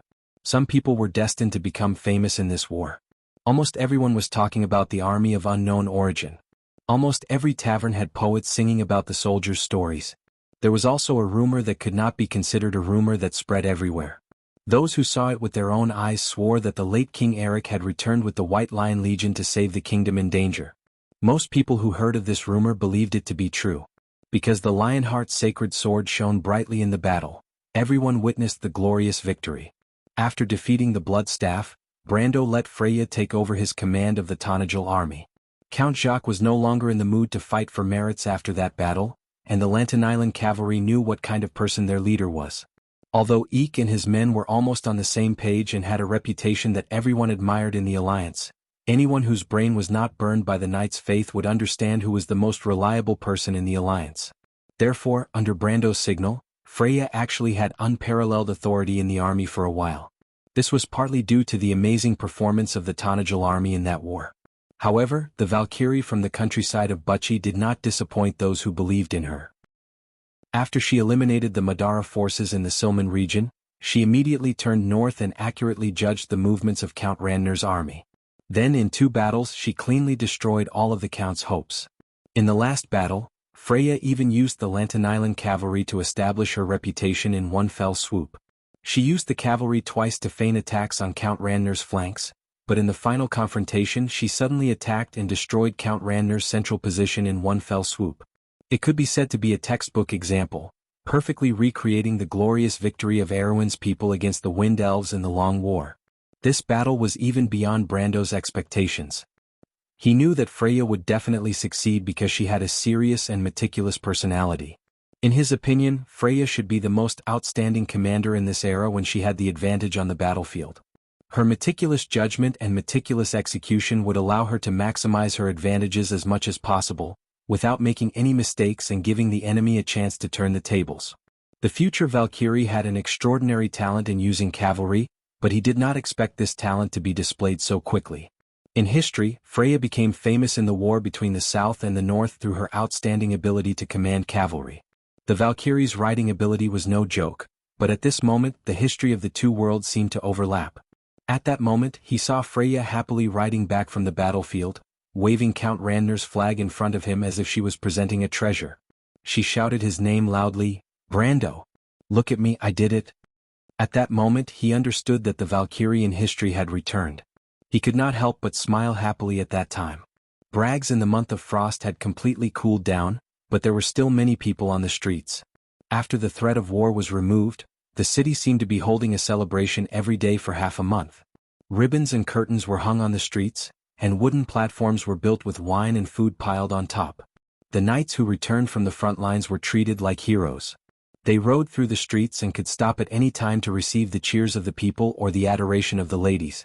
When Brando saw this scene, he smiled and said to Freya, "They seem to be talking about you, Erwin's Valkyrie." "Brando?" Freya's face turned red. She knew that in fact the most important battle of this war was commanded by Brando, but the world knew very little about the details of the battle that defeated the Bloodstaff. Since then the alliance had been under her command, and in the end her reputation was far above Brando's. This made her feel very embarrassed and vaguely felt that she had let Brando down. However, this was what Brando was happy to see. He had always thought that the claws of a beast were sharpest when hidden. In this war, although Tonagel had to expose a lot of his well-hidden strength, he still carefully concealed the folded sword knights and some of the core secrets about Valhalla. If he could not expose them to the public, it would be for the best. "They don't understand, but Brando, you know," Freya whispered with a red face. She held the reins and lowered her head, and when she heard the cheers around her, she wanted to find a hole to hide in. "Among the officers in the same batch at the Royal Cadet Academy, I was the worst one. In fact, Carlo and the others were much better than me. This time I just happened to be in the right place. Any one of Breton, Carlo and the others would have done better than me in the same situation." Brando could not help but laugh when he saw Freya's frightened face. He shook his head. This country girl from Bucci was exaggerating. Indeed, she was not the most talented commander in the history of the future Wond. Compared to geniuses like Loka, Little Pero, Brund and Insursta, she lacked that talent. However, she also had her own merits. The future Valkyrie had an inspirational power. Her persistence and seriousness could touch everyone around her. In fact, no one in Erwin today was more suitable for this honor than her.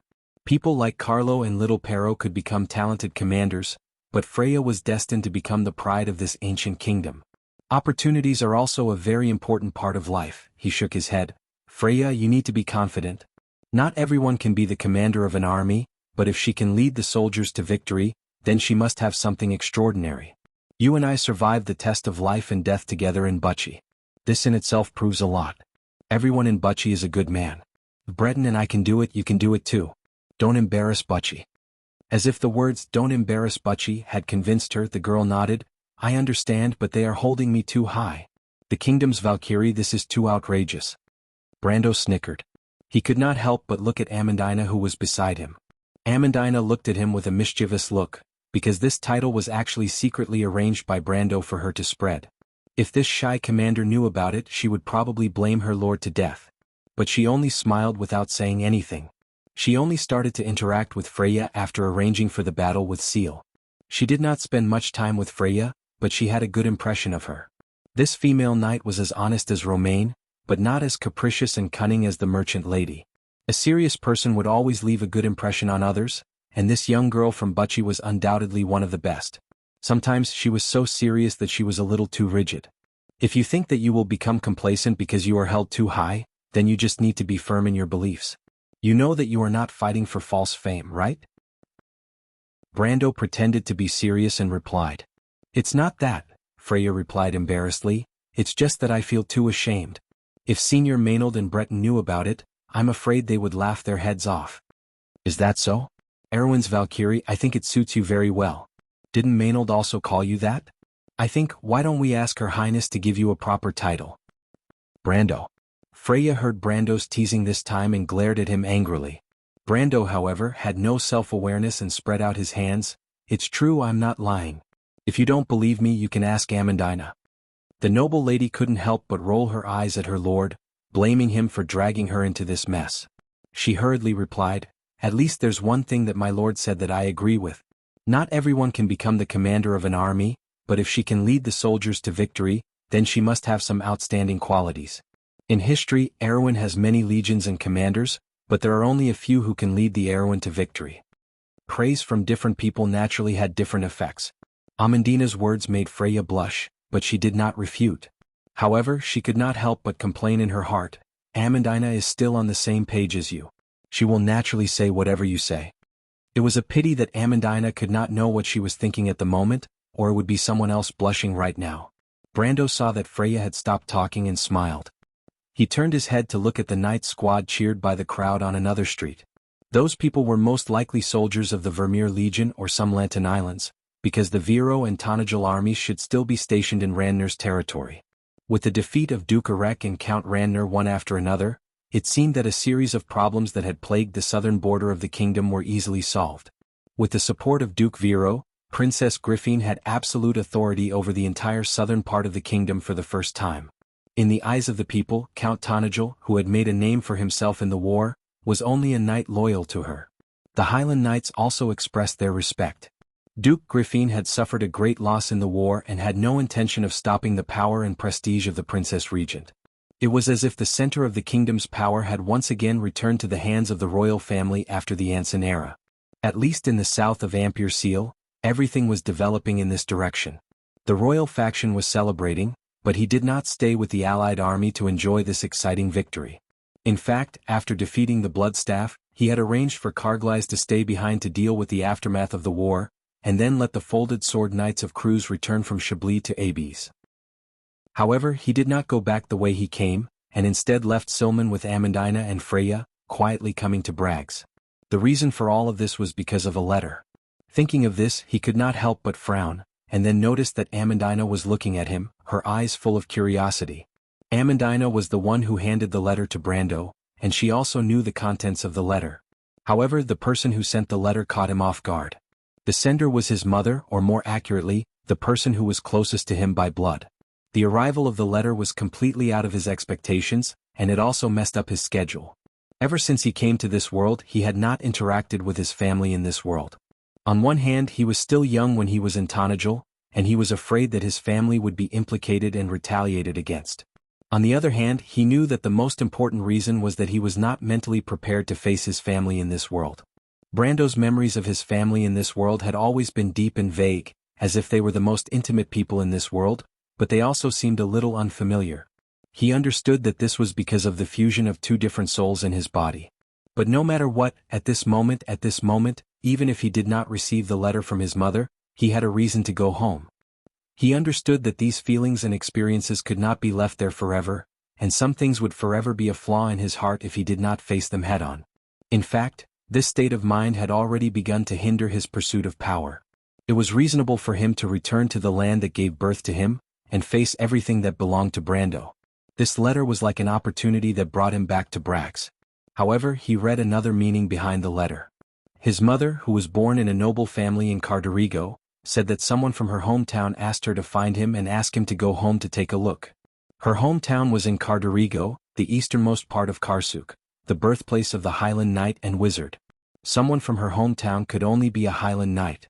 This letter was very likely to have the shadow of a Highland Knight behind it. What were they trying to do?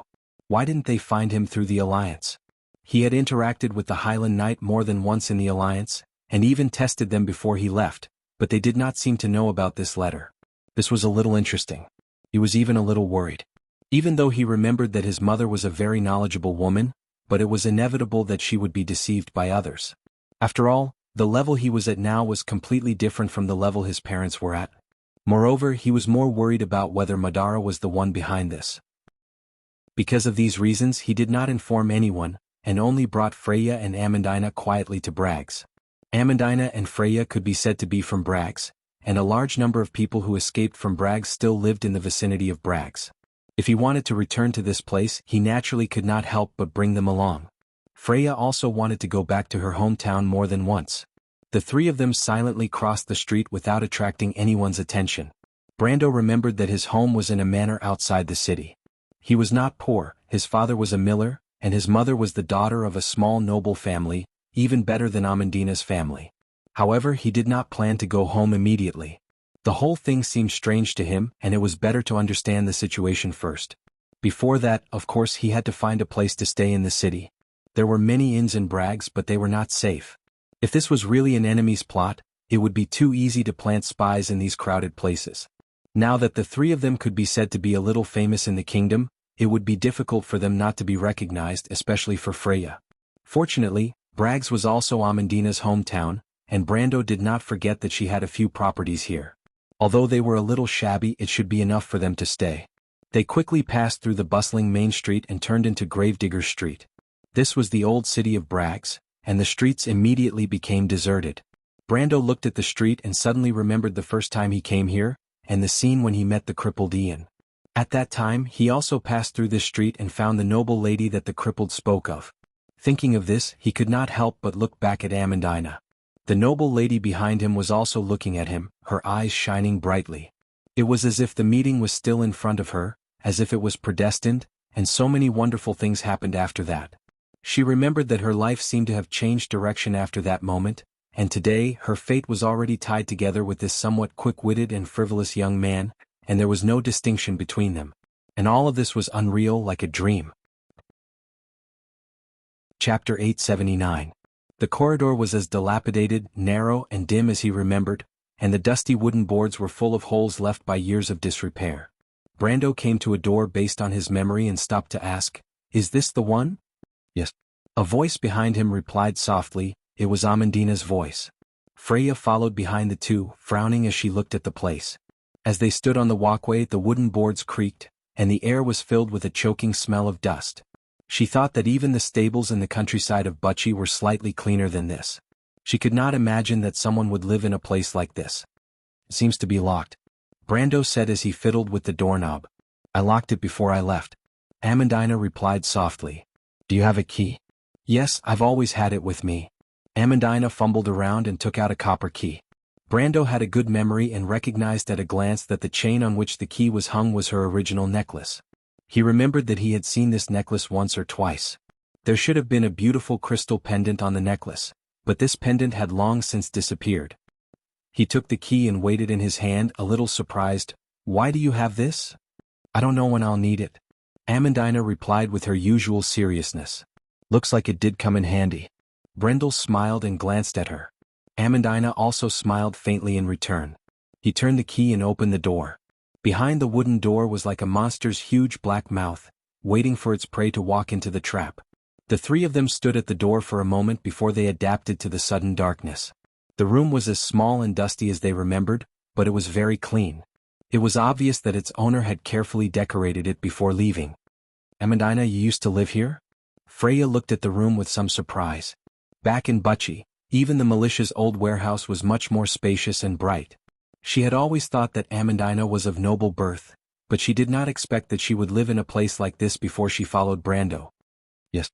But I heard from Brando that you're the daughter of a noble family. Sir Lord is right."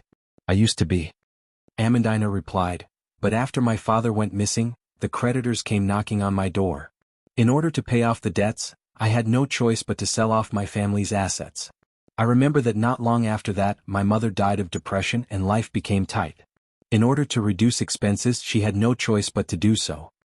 "I'm sorry, Amandina. I didn't know you had such a past. I shouldn't have mentioned it," Freya replied awkwardly. Amandina smiled and did not mind. Brando came to the desk and lit the remaining candles. The candlelight was like a beam, barely illuminating the room.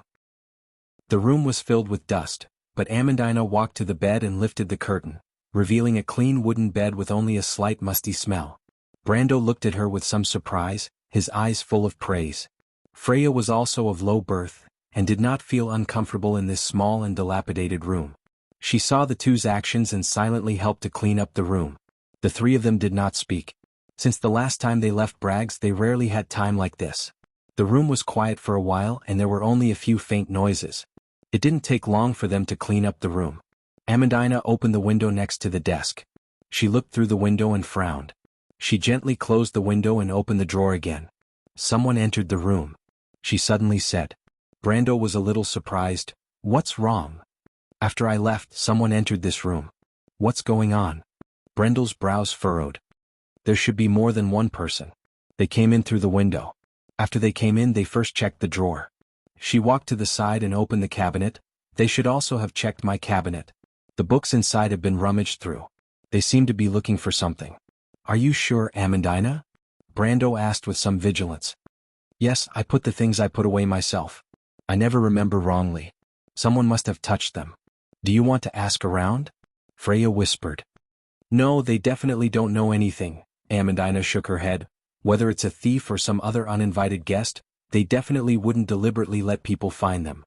Do you have any clues? It's a little strange. It seems that these people came early. When we cleaned the room earlier, we didn't pay attention to footprints or anything else. The dust in the room is very natural, which means that these people at least didn't visit in the past few months. A year ago? Brando thought for a moment. At that time, they seemed to have just left Bragg's not long ago. They were not well known, and it seemed unlikely that anyone would have noticed them at that time. He thought about it for a year and replied, if it really was at that time, then it could only be a thief. Amandina smiled. Then I'm afraid that the thieves will regretfully return empty-handed. This sentence made Brando's heart grow suspicious. The people who lived in Gravedigger Street were the poorest group of people in the city. It was unlikely that the people who mingled in the gray areas of the city did not know this. In fact, thieves rarely visited such places because they mostly knew that these places were not profitable. He hesitated for a moment and suddenly heard Freya say, "There's only one bed here, Brando." Brendel paused for a moment before he realized the awkward situation. He had almost forgotten that Amandina was the only one who lived in this room, and there was only one bed in the room. Amandina paused for a moment before realizing this point. After all, the only furniture in the room was a desk, a small cupboard, 2 chairs, and a bed. It was hard for her not to think of the problem of sleeping in such a simple environment. The two of you can sleep together. With my current strength, it doesn't matter if I sleep or not. Brando thought for a moment and said, That won't do. Amandina shook her head. You're the Lord, how can a retainer let the Lord suffer for him? Besides, this is also because of my lack of consideration. Since Amandina did not agree, Freya naturally would not agree. Her face was not thick enough to be selfish to the point where she could enjoy it alone. Brando seemed to have expected this. He looked at the two of them and sighed, Let's talk about it later. I'll go get you something to eat first. Amandina nodded her head lightly. In the game there were many places that sold food in large cities like Bragg's. As long as you could afford it, you could even buy food from the workshops on the streets. But in this place, if you wanted to get food, you would have to go to the inns, taverns, or the bakeries in the city. If you wanted to go further, you would have to go to the mills outside the city. There were many eyes in the inns and taverns and no one knew if there were spies there. Brando naturally did not want to go there, and there were no bakeries near the Gravedigger Street. But this little trouble was not a problem for him. The slums did not lack idlers, and he casually spent a few tours to find a boy who was willing to run errands for him. He also showed off his skills in front of the boy and used his sword to carve a nightingale's mark on the wall, so that the boy would not dare to take the money and not do the job. Of course, with his current status he did not lack money, but he could not let Amandina and the future Valkyrie of Erewhon starve. He was a noble of the kingdom, and he could not act so incompetent in front of the ladies by his side. When the boy saw the deep mark he left on the stone wall, he revealed a look of bewilderment. Brendel knew that the boy was not afraid of his swordsmanship, but the symbol that he left behind. Most of the people who grew up in this place had dealings with the Brotherhood of Thieves in the gray area, and there were many of them who were spies. That was why the boy was able to recognize the mark he left behind. It was a more advanced method of communication between the Brotherhood of Thieves and Grimoires. He had learned a little about nightingales in the game, and even though it was only a little, it was enough to scare the boy who did not know much. The youth was frightened by him. After taking his money, he stood there timidly and looked at him carefully and asked, Sir, do you have any other orders? You live nearby? Brando asked. The boy nodded. Do you know the tenant of that room? Brando asked as he pointed to the window of the second room next to Amandina's. Yes, there's an old man who lives there. People call him Nightingale. He used to be a loan shark, but I don't know who he offended, so he came here to hide. The boy answered straightforwardly. Brando raised his eyebrows slightly. He did not expect that the person he randomly caught would be so well informed. But then he felt relieved. These young people who came from the lower class had nothing to do and wandered the streets all day. Except for a few who could endure hardships, Most of them were unwilling to be apprentices and be controlled by others. In this era where information was limited, it was normal for these people to be well informed. It was just that 9 out of 10 rumors that they knew were rumors, but some of the local customs could be found by asking them. What about this room? He pointed to the room next to Amandina's. This room has been empty for a long time, my lord. And the one next to it?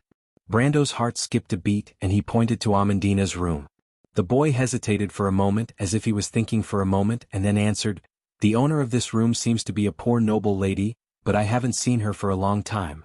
I heard that her health was not good and she probably died of illness. You're the one who died of illness. Brando thought in annoyance. But he saw that the boy was talking about it as if it was normal for him to talk about eating and drinking, and he knew that the so-called death was a common occurrence in this place. In the slums of Gravedigger Street, there were many people who froze or starved to death every year. Everyone knew this, and the nobles turned a blind eye to it as if it was natural. Brando sighed.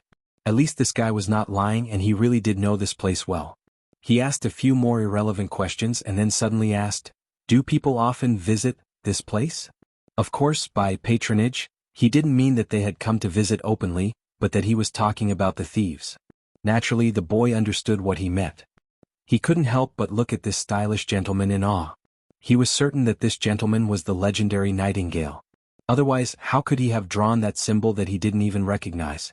That symbol must be the kind used between thieves, but it was much more complicated than what he knew. Now that he was talking about the Brotherhood slang, he was even more certain of this point. Of course not, my lord, the young man hurriedly replied. There's not much profit here, so it's unlikely that they'd be interested in such a place. Other than those poor mercenaries and old prostitutes, who would be willing to live in such a place. There are always some people who are blind. The boy thought for a moment and he probably understood Brando's meaning. He thought hard for a while and then remembered something. My lord, a year ago the patrolling cavalry came here. That's right, they seem to be looking for the noble lady. Brendel frowned and asked a few more questions, but the youth could not say anything else. Just like what Amandina said, whether it was a thief or an uninvited guest, it was unlikely that they would be willing to let others notice their whereabouts. Brendel frowned and asked a few more questions, but the youth could not say anything else. Just like what Amandina said, whether it was a thief or an uninvited guest, it was unlikely that they would want others to notice their whereabouts. In the end, he shook his head and threw a silver coin to the boy. All right, go and come back early, I'm still hungry. My lord, don't worry, I promise I won't spend a single coin. The boy hurriedly replied in fear and trepidation. There's no need for that. You bought enough food for 3 people and the rest is yours. I don't lack money, but you better not cause trouble for me. Brando purposely replied coldly. He asked for the boy's name again, and the boy quickly ran away after he answered, as if he was afraid to stay by Brendel's side for even a moment longer. Brendel could not help but let out a sigh of relief. Fortunately, he had not completely forgotten some of the old tricks in the game. In this world, being a noble for a year had been too easy. Other than the basic swordsmanship, he was almost out of practice with other skills. In the past, these things were done properly by Amandina, Falerne, or Carglass. Today it was rare for him to do it himself, and he found some of the feeling of the past. He stopped and looked at the scenery before Bragg's. The sky in the west was crimson, and under the clouds was a golden hue. This scene was not much different from a year ago. But at this time he heard a cold laugh. It seems like my lord is quite knowledgeable.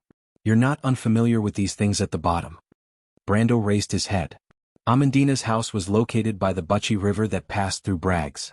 There was a small courtyard behind the house, and beside the courtyard was the Bucci River. There was originally a staircase that led down to the river, and it was equivalent to a small pier. Those who had a little money would tie a small boat to a pillar beside the staircase as another way to travel. But the people who lived here were naturally not so extravagant. The staircase outside the courtyard had been abandoned for many years, and there were weeds that were almost as tall as a person growing in the gaps between the stairs. At this moment there was an additional figure in the bushes.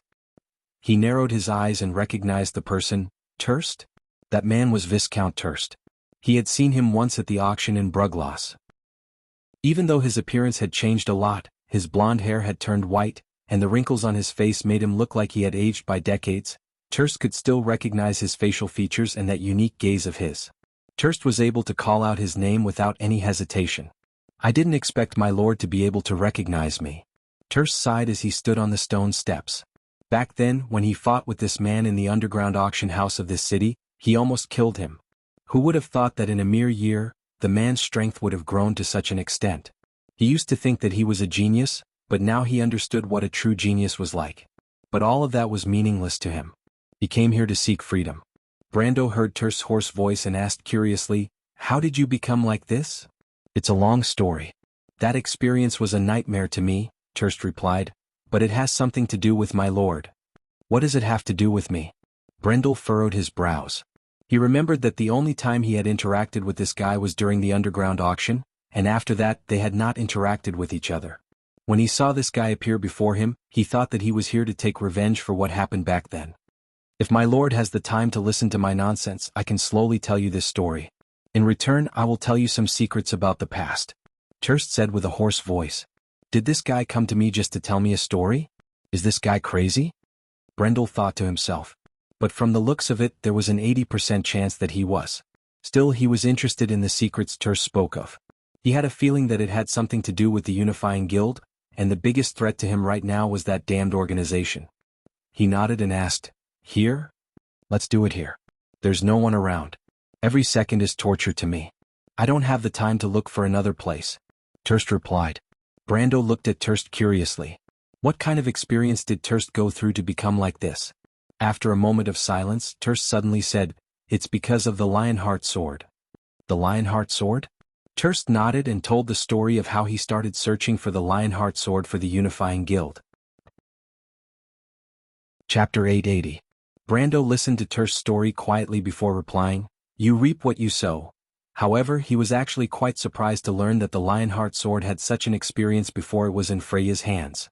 When he first met Grandmaster Bosley in the basement of AB's castle, the philosopher's slate suddenly resonated with him.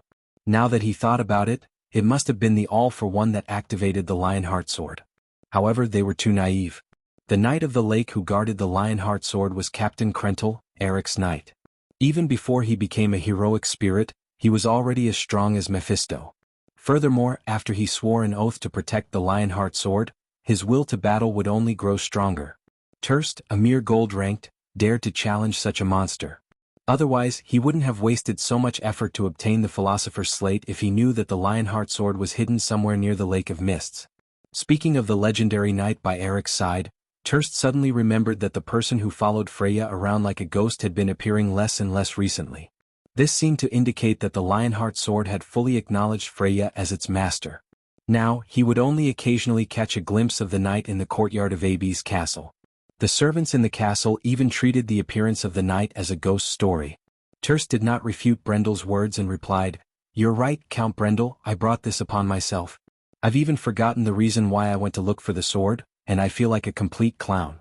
Ever since I left the Lake of Fog, I've been following that person. My mind is muddled, and it's as if there's a voice in my heart urging me to do so. I can't think, I can't rest. I can only move forward day and night. I can feel time leaving me, but I can't resist it. It's as if I'm in an endless nightmare. I'm like a lonely ghost, suffering unbearably." "But it seems like you're still conscious, aren't you?" Brando looked at him and asked. Terst nodded. "When I woke up today, I felt that I was still near the Lionheart sword." "You can feel the Lionheart sword?" Bran was slightly surprised. "I don't know." "You don't know?" "Now that I've seen you, my lord, I know that the Lionheart sword is still nearby. But before that, I could only feel a strong sense of calling. It was as if there was a gray and decaying world in front of me, and there was only a pale path in the wilderness. I could only follow that path forward, and then I arrived here. But it sounds like you're no stranger to what's happening in the outside world." He was conferred the title of Count after the Battle of Ampere Seal, but from Terst's tone, it seemed like he didn't have much time to interact with the outside world. "I'm not sure, but everything about that sword seems to enter my mind," Terst replied with a hoarse voice. Brando raised an eyebrow. It sounded like there was some sort of connection between him and the Lionheart sword, but it didn't sound like recognition. It sounded more like a curse. He suddenly remembered a legend that said that anyone who was not recognized by the Lionheart sword and tried to lay their hands on the sacred sword would suffer misfortune. The last victim was the last emperor of House Cypher. After that, the Lionheart sword went missing until it reappeared today. However, Terst's condition was very similar to that of a nameless person. A nameless person was someone who had lost their faith in self. He didn't expect the curse of the Lionheart sword to have such an effect. Even though the members of All for One were a bunch of lunatics, their faith was still very strong. He looked at Terst again and asked, "You didn't come here just to tell me this?" "Of course, my lord. I believe that there must be a reason why the voice brought me here today. Right now I'm just looking for an escape. I don't want to live like a walking corpse anymore." Terst replied tiredly, "You don't need to beg me for something like this. Death won't solve the problem." Terst sighed in pain. He used to be an arrogant person, but now he looked like a half-dead old man. "I've died many times, but it was like a dream. When the dream disappeared, I would wake up in a different place." "That sounds like a fate worse than death." Brando nodded. He didn't have a good impression of the members of All for One. Even if he didn't take pleasure in their misfortune, he didn't need to sympathize with them either. He looked at Terst and asked, "You said you wanted to tell me some secrets about the past. It seems like you want to use this to make a deal with me." Terst nodded. Brando pondered for a moment. To be honest, he was very interested in Terst's secrets. But the problem now was that he wasn't good at curses, especially when it came to curses related to the lost names. It was a very dangerous thing to do. When he was in the deadly tundra, he dared to enter the dreams of the lost names because he understood the characteristics of the dungeon. But now, if he wanted to solve the problem of the Viscount, he would have to enter his dreams. As long as the Viscount had the slightest malicious intent, this trip would be very dangerous. If the Viscount was someone else, it would be fine. But he was a believer of All for One. Brando wasn't noble enough to risk his life for an enemy. He thought for a moment and refused. "To be honest, I don't want to deal with people like you. I can even extend a hand of friendship to the nobles I despise. I can also tolerate the arrogance of the Cruz people, but I don't want to have anything to do with All for One." "Yes, we are notorious," Terst replied weakly. He frowned and his tone became anxious. "I understand that, my lord. It may be difficult for you to accept, but—" "No," Brando shook his head and interrupted him, "that's not the reason. It's because you people are too crazy." "Crazy? No, my lord. Some of us seek truth, some of us seek power. But I don't think we are as despicable as the people you deal with." Terst's tone was weak, but there was a hint of contempt in his words. "It's despicable people who seek benefits for themselves. It's despicable, but at least it doesn't make me feel uneasy." Brando replied, "No one wants to deal with crazy people. Don't play riddles with me, Count Brendel. I know you're interested in my secret." Terst interrupted Brendel anxiously, "Why don't you give me a chance? Give us all a chance. My secret will satisfy you. Don't give me a chance. Give us all a chance. My secret will satisfy you." "My lord, it's related to the safety of one of your subordinates, a lady close to you." Brando looked at the half-dead man and his heart skipped a beat. The first person he thought of was Scarlet. The Highlander girl had been missing for quite some time. Abes and Anthony had sent out all their scouts and spies, but they couldn't find any trace of her. He even asked the Bugas for help. Because it was related to the Azure Lance, they readily agreed, but there was still no news. He looked at the Viscount and asked coldly, "What did you say?" Terst gripped the rusty iron bars and glared at Brando. His face was pale like a ghost. He stood there for a long while, as if he was hesitating if he should tell Brendel everything he knew. He did not know if Brendel would lie to him, but an obvious anxiety had already spread between his eyes. "I don't have much time, Count Brendel. You and I have no grudges in the past. Perhaps there was a small misunderstanding at that time, but there is no need for us to take such a small matter to heart. I believe in your character. As long as you give me a promise, I will tell you the secret." "Do you still have any room to bargain in this state, Viscount Terst?" Brando took in Terst's expression. Although he was curious as to what could torment the proud Viscount to this extent, all his attention was on the Highlander girl with the red ponytail. He didn't have the time to think about why the Viscount was suddenly so anxious. "My lord, you really have a heart of stone. You don't even care about the safety of your subordinates." Terst's face suddenly contorted as he gripped the iron bars tightly and wailed, "I only want a promise from you." "All right," Brando finally relented, "as long as your secret is valuable to me." Terst seemed to be relieved. His face contorted as he replied, "My lord, the lady beside you." His eyes suddenly widened and he screamed, "No, no. Wait. My lord, listen to me. It was Mechk's men who went to look for Borg Nessen's daughter? If you still care about this, let me go. No, don't take me away. I beg you." Following a mournful wail, Terst's voice suddenly turned into a series of terrified roars. At that moment, Brendel felt as though something was moving through the night sky, and a glowing shadow flashed across the surface of the river. The shadow seemed to be an army of thousands, and it directly dragged Turst into it. When he blinked, the Viscount had already disappeared without a trace. Brendel finally reacted and rushed to the riverside to take a look. The surface of the water was as calm as ever, without even a single ripple. But when he looked down, he saw that the rusty iron gate had been torn apart, as if it was proof that what he saw was not an illusion. Brando stood by the riverside, bathing in the cool night wind. He stood there in a daze, feeling a chill run down his spine. Turst's last words were still echoing in his mind. Borg Nessen's daughter? Isn't that Amandina? What does that guy know? Did he say that Medsk is looking for Amandina? He knew Medsk as well. He was the former commander of the White-Winged Cavalry and a high-ranking member of the All-for-One. He was later caught in the Great Purge after the Battle of Ampere Seal. He should have been burned at the stake by now. But why would this mess have anything to do with Amandina? He originally came to Brugloss for family matters, but he didn't expect to encounter such a situation. He almost couldn't react in time. But why would the All-for-One look for Amandina? He could not help but look back at the dilapidated building. Under the night sky, the building was like a crooked shadow, baring its fangs and brandishing its claws. It reflected the dim lights in the distance, making it even more eerie and terrifying. He took a small breath, feeling a little uneasy. A moment later, the boy who left earlier ran back, panting. He saw Brando's gloomy face and felt a little strange. He could not help but ask, "Did I come back too late, sir?" Brando did not answer. Instead, he asked, "Did you hear anything just now?" Sound? The boy showed a puzzled expression and shook his head. Brendel looked at the iron fence one last time before he took the package from the boy's hands. He opened it and saw hot bread and bacon as well as a few baked potatoes. It did not look like the food that was sold in the inn, but more like it was taken out from the boy's house.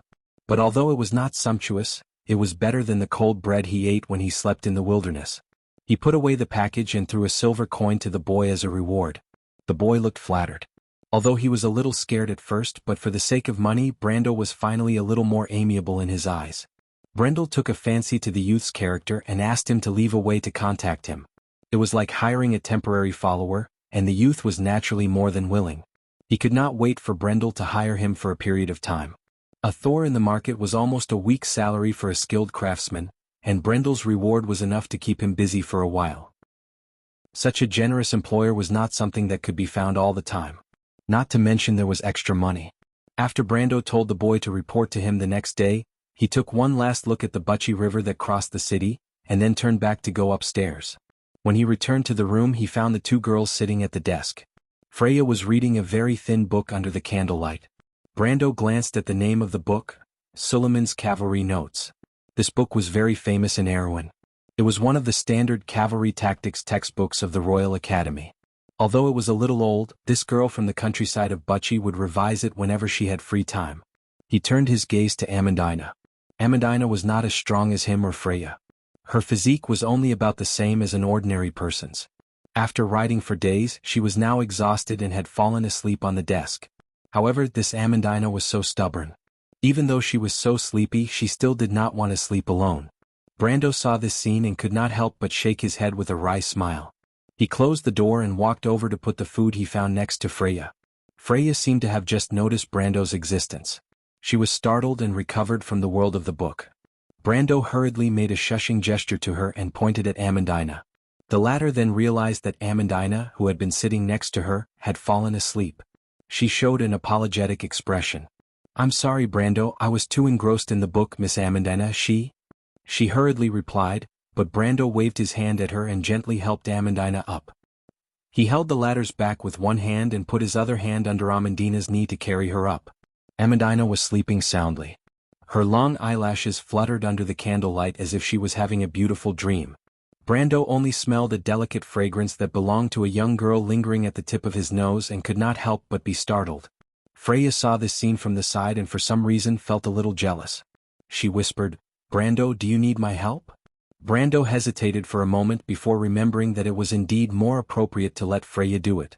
However, when he saw Amandina sleeping so weakly on the desk earlier, his heart was full of pity. He only wanted to protect this unique Amandina well and forgot about this for a moment. He paused for a moment and finally shook his head gently. He had already done it. If he stopped now, it would seem awkward. He walked to the bed and gently put Amandina on it, then pulled the quilt for her. He looked up at Freya again and saw the latter turn her head slightly. You sleep with me too. I'll keep watch for you. No need, Brando, I'm not sleepy. Freya refused. She picked up the booklet again and flipped through a few pages, but found that she was too distracted to read a single word. After a moment, she looked up and saw that Brando was already sitting where Amandina was sitting. When he saw her look over, he asked, "Did you hear anything earlier?" Sound? Freya was just about to ask him about the matter between him and Amandina, but was startled by Brando's sudden question. She thought that this guy must be changing the topic. There was no sound just now. She shook her head. No. Brando frowned slightly. Terst's last scream was not soft, at least 100 meters away along the river. He had also asked the youth from before, and his answer was the same as Freya's. This was strange. He knew that there was only one reason for this to happen, and that was that he had encountered an illusion. However, the crack on the iron gate clearly reminded him of what had happened. He thought about Terst's words and suddenly remembered the first time he and Roan met Amandina and the patrolling cavalry. At first, he thought that they were just trying to extort money, but now that he thought about it, there were many suspicious points. Even though Erwin was rotten to the core, nobles had their own set of rules. No matter what, Amandina was still a noble's descendant, and the patrolling cavalry would not be unaware of this. If they wanted to earn some extra money, there were many better targets to target, and there was no need for them to cause trouble here. Terst's words made more sense. Brando knew that Braggs's patrolling cavalry was also from the White Wing cavalry. That meant that the people he met that day were probably Mejk's subordinates. But if Terst was not lying, then what did the unifying guild want from Amandina? Thinking up to here, he could not help but look at the princess sleeping on the bed like a fairy tale princess. His heart was filled with confusion. Forget it. Brando shook his head in the end. Since Amandina was right beside him, if the unifying guild wanted to cause trouble for her, they would have to ask for his permission first. P.S. I forgot to post it when I uploaded it. Luckily I remembered before I went to bed. Chapter 881. The night passed in silence. In the end, Brando and Freya sat facing each other in silence for the entire night. The former had a lot on his mind, while the latter wanted to speak, but did not know where to start. In Freya's heart, she did not know what kind of feelings she had for the man in front of her. Perhaps there was some admiration, but it was probably not the feelings of a young girl. She was not too sure about this point, but since she knew that Brando and the Roman had already confirmed their relationship, she naturally did not want to interfere. But when she sensed the ambiguous relationship between Brando and Amandina, she could not help but feel a little annoyed.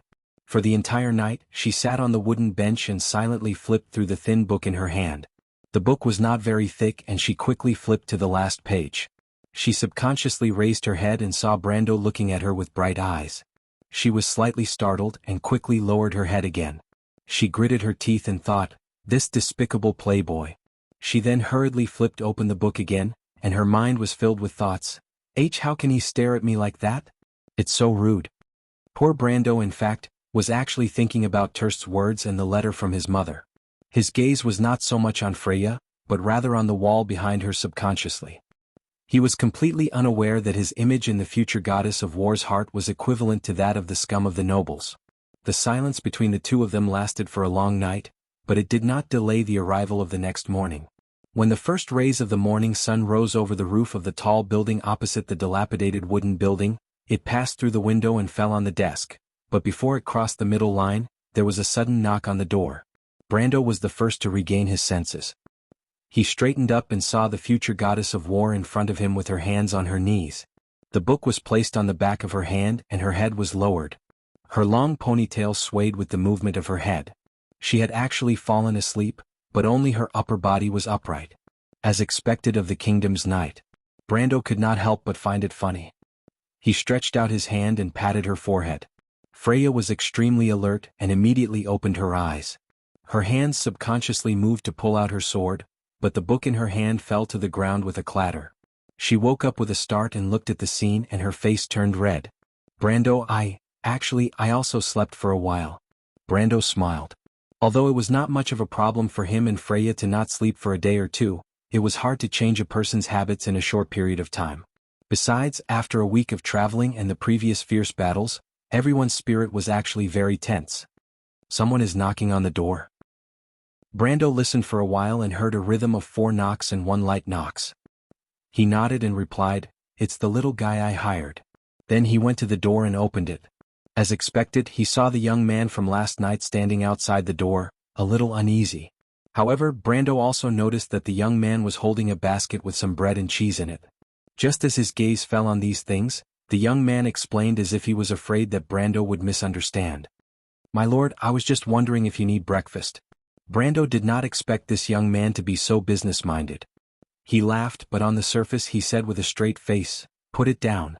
Since you are here so early, you must have found out what I asked you to find out yesterday." The young man hurriedly put down the basket. Although he still seemed a little uneasy, he instinctively revealed a tone of flattery. "Isn't that so? My lord, how could I dare to neglect what you asked me to do? I have already found out what you asked me to find out." "That miller called Scott, have you found out?" Brando asked. Scott was actually the name of his father in this life, but outsiders usually called him Old Scott.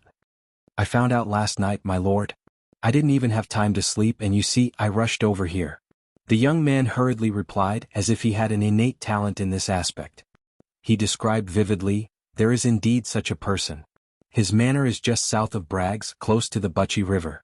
However, I heard that he opened a mill here, but it was only a few decades ago. When His Majesty the King of the previous generation was in power, his family was still an outsider. It seems that they have some relations with the nobles of Karsuk. It was only a night of information, but it was already a good result."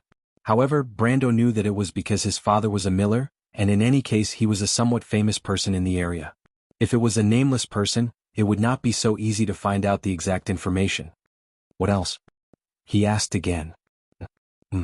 The young man frowned and scratched his head as if he had just remembered some trivial things. "All right, I heard that he had a son who went missing in the war." "How unlucky." Brando knew that the young man was talking about himself. It seemed that not many people knew about what happened to him. After all, most of the outsiders had heard about the deeds of Count Tonagel, and his own name was not widely spread. Even if a few words fell into the ears of the locals, they would not think that the dignified Count of the kingdom, the descendant of the sword Saint Darius, would have anything to do with a miller. Based on the cultural level of the people of this era, it was common for people to have repeated names. Not to mention the commoners, even the nobles sometimes had to face this kind of awkwardness. Otherwise, how did the names of Anson X and Oberg 7 come to be? He nodded pretentiously. "What else?" "I asked you to find out if this family has any guests recently. Did you find out?" The young man quickly nodded. "Seems like there is." "Seems like there is. Does it count as there is or not?" Brando was very dissatisfied with the young man's answer. His previous questions were just to make sure that the young man was not lying. In fact, this question was the real focus. He did not expect the young man to give him an ambiguous answer. It was almost the same as not answering at all. The young man was startled. He quickly looked at Brendel's face and found that this very important employer did not look like he was going to fly into a rage. He quickly licked his lips and added, "I think there should be. I specifically asked the people who have dealt with this family these days and they all said no. There were neither visitors nor strangers staying in the neighborhood. But my lord, this time I was careful because I think some of the guests may not be willing to let others know about their existence," the young man said while carefully observing Brando's expression. When he noticed that the latter's face showed a slightly surprised and appreciative look and nodded, he was relieved and continued. "So I changed my question." "You changed your question?" Brando interrupted him. The young man nodded. "What did you ask?" "I asked those people if there were any caravans, mercenaries, or strangers that passed by Old Scott's mill recently. You know, in this place there are very few outsiders. Any outsider that passes by, whether it's an adventurer, a mercenary, or a merchant, we locals can tell them apart at a glance. My lord, can you guess what I asked this time? Those people told me that a week ago, a group of knights passed by there. But I know that the road to Old Scott's mill is a dead end. Normal people would not pass by there." Brando knew that the road was not a dead end. It passed through the sawmill in the south and led to Fortress Reedon. When he was young he learned swordsmanship from his grandfather there. But after the undead invasion the road was completely abandoned. It was not wrong to call it a dead end. "A group of knights. What kind of knights?" he continued to ask. "They wore green battle robes, but they could not describe the emblem on the robes." "Green battle robes." Brando muttered to himself. He already had an answer in his heart. In the whole of Erewhon, the only knight that wore green battle robes was the Highland Knight. Of course he could not rule out the possibility of other forces impersonating them, but the possibility was not high. In Erewhon, there was a risk of offending a Highland knight to impersonate them. He had no choice but to do so. In the whole of Erewhon, it was not easy to find a second person like him. Could it really be a Highland knight? He shook his head. He still could not figure out why these people bypassed him to find his parents. Could it be that they wanted to rekindle the relationship left by his grandfather and get close to him? It seemed that there was no need for those free knights. He put away his thoughts and looked at the young man in front of him. "You're called Dian?" "Yes, my lord." The young man replied respectfully. Then, as if he had sensed something, he quickly added, "If my lord needs my services, I'll be at your service at any time." "Is that so? Then let me ask you, are you willing to leave Bragg's?" Brando also admired the young man named Dian's cleverness when he asked for information. He seemed to have an innate talent in reading people's expressions. Such a person was born to be a nightingale. He had just asked for Sue from the Shire and was preparing to build an intelligence network in Cruz and Madara.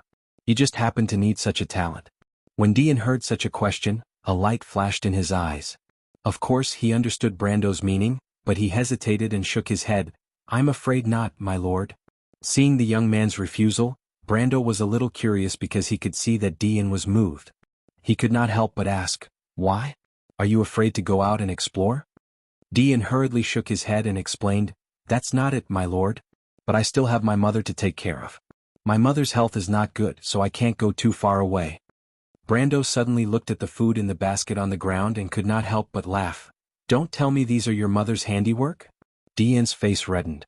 He did not expect that the lord had already seen through his trick. He was a little embarrassed as he explained, "My mother's handiwork is not worse than the inn's." Brendel looked at the youth and had a better impression of him. Even though he loafed around on the streets like the others, he was not a real hooligan. He made up his mind and said to the youth, "Go back first, I'll send someone to look for you. Don't worry if I want you to leave Brugloss, I'll ask you to bring your mother along. With your current state, I'm afraid your mother won't be at ease." Dian was a little surprised and looked at him with surprise. "My lord, is what you said true?" He vaguely guessed that Brando had taken a fancy to him and wanted to take him in as a follower. Of course, he would be happy to follow such a generous master, but he had never heard of a master who was willing to let his follower take care of his family. "Do I look like someone who has the time to entertain you?" Brando replied snappily. "My lord, you are the kindest person I have ever met." Dian replied sincerely. Brando spent another silver coin to send his new follower away. He then picked up the basket from the floor and closed the door.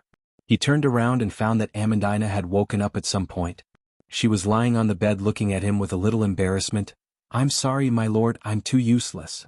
She saw Brando turn around and whispered. But Brando was not in the mood to argue with her. He was a man and it was natural for a woman to rest on a bed. He shook his head and asked, "Did you hear that?" Amandina nodded her head in agreement. "What do you think?" "You shouldn't be lying. But if that's the case, my lord, the people that your mother mentioned in her letter should be the Highland Knights." She whispered her analysis. "But what I'm puzzled about is, why did they come in such a roundabout way to find me?" "My lord, they might want to avoid the other nobles," Amandina replied. In Brando's mind, this was the only possibility he could think of. But he was a little curious. Why did the Highland Knights want to find him by bypassing the other nobles? In fact, he was very curious about these knights from the beginning of the battle in Ampere Seal. Even if he was the grandson of Darius, the other party seemed to be a little too enthusiastic about him. Although Darius was once the marshal of the Allied army and held a high position in Erewhon, he was never the leader of the Highland Knights. The other party did not seem to have any relationship with his grandfather, let alone with him. If he was so enthusiastic about a descendant of a sword saint, and was even willing to get involved in a war, it was a little too ridiculous.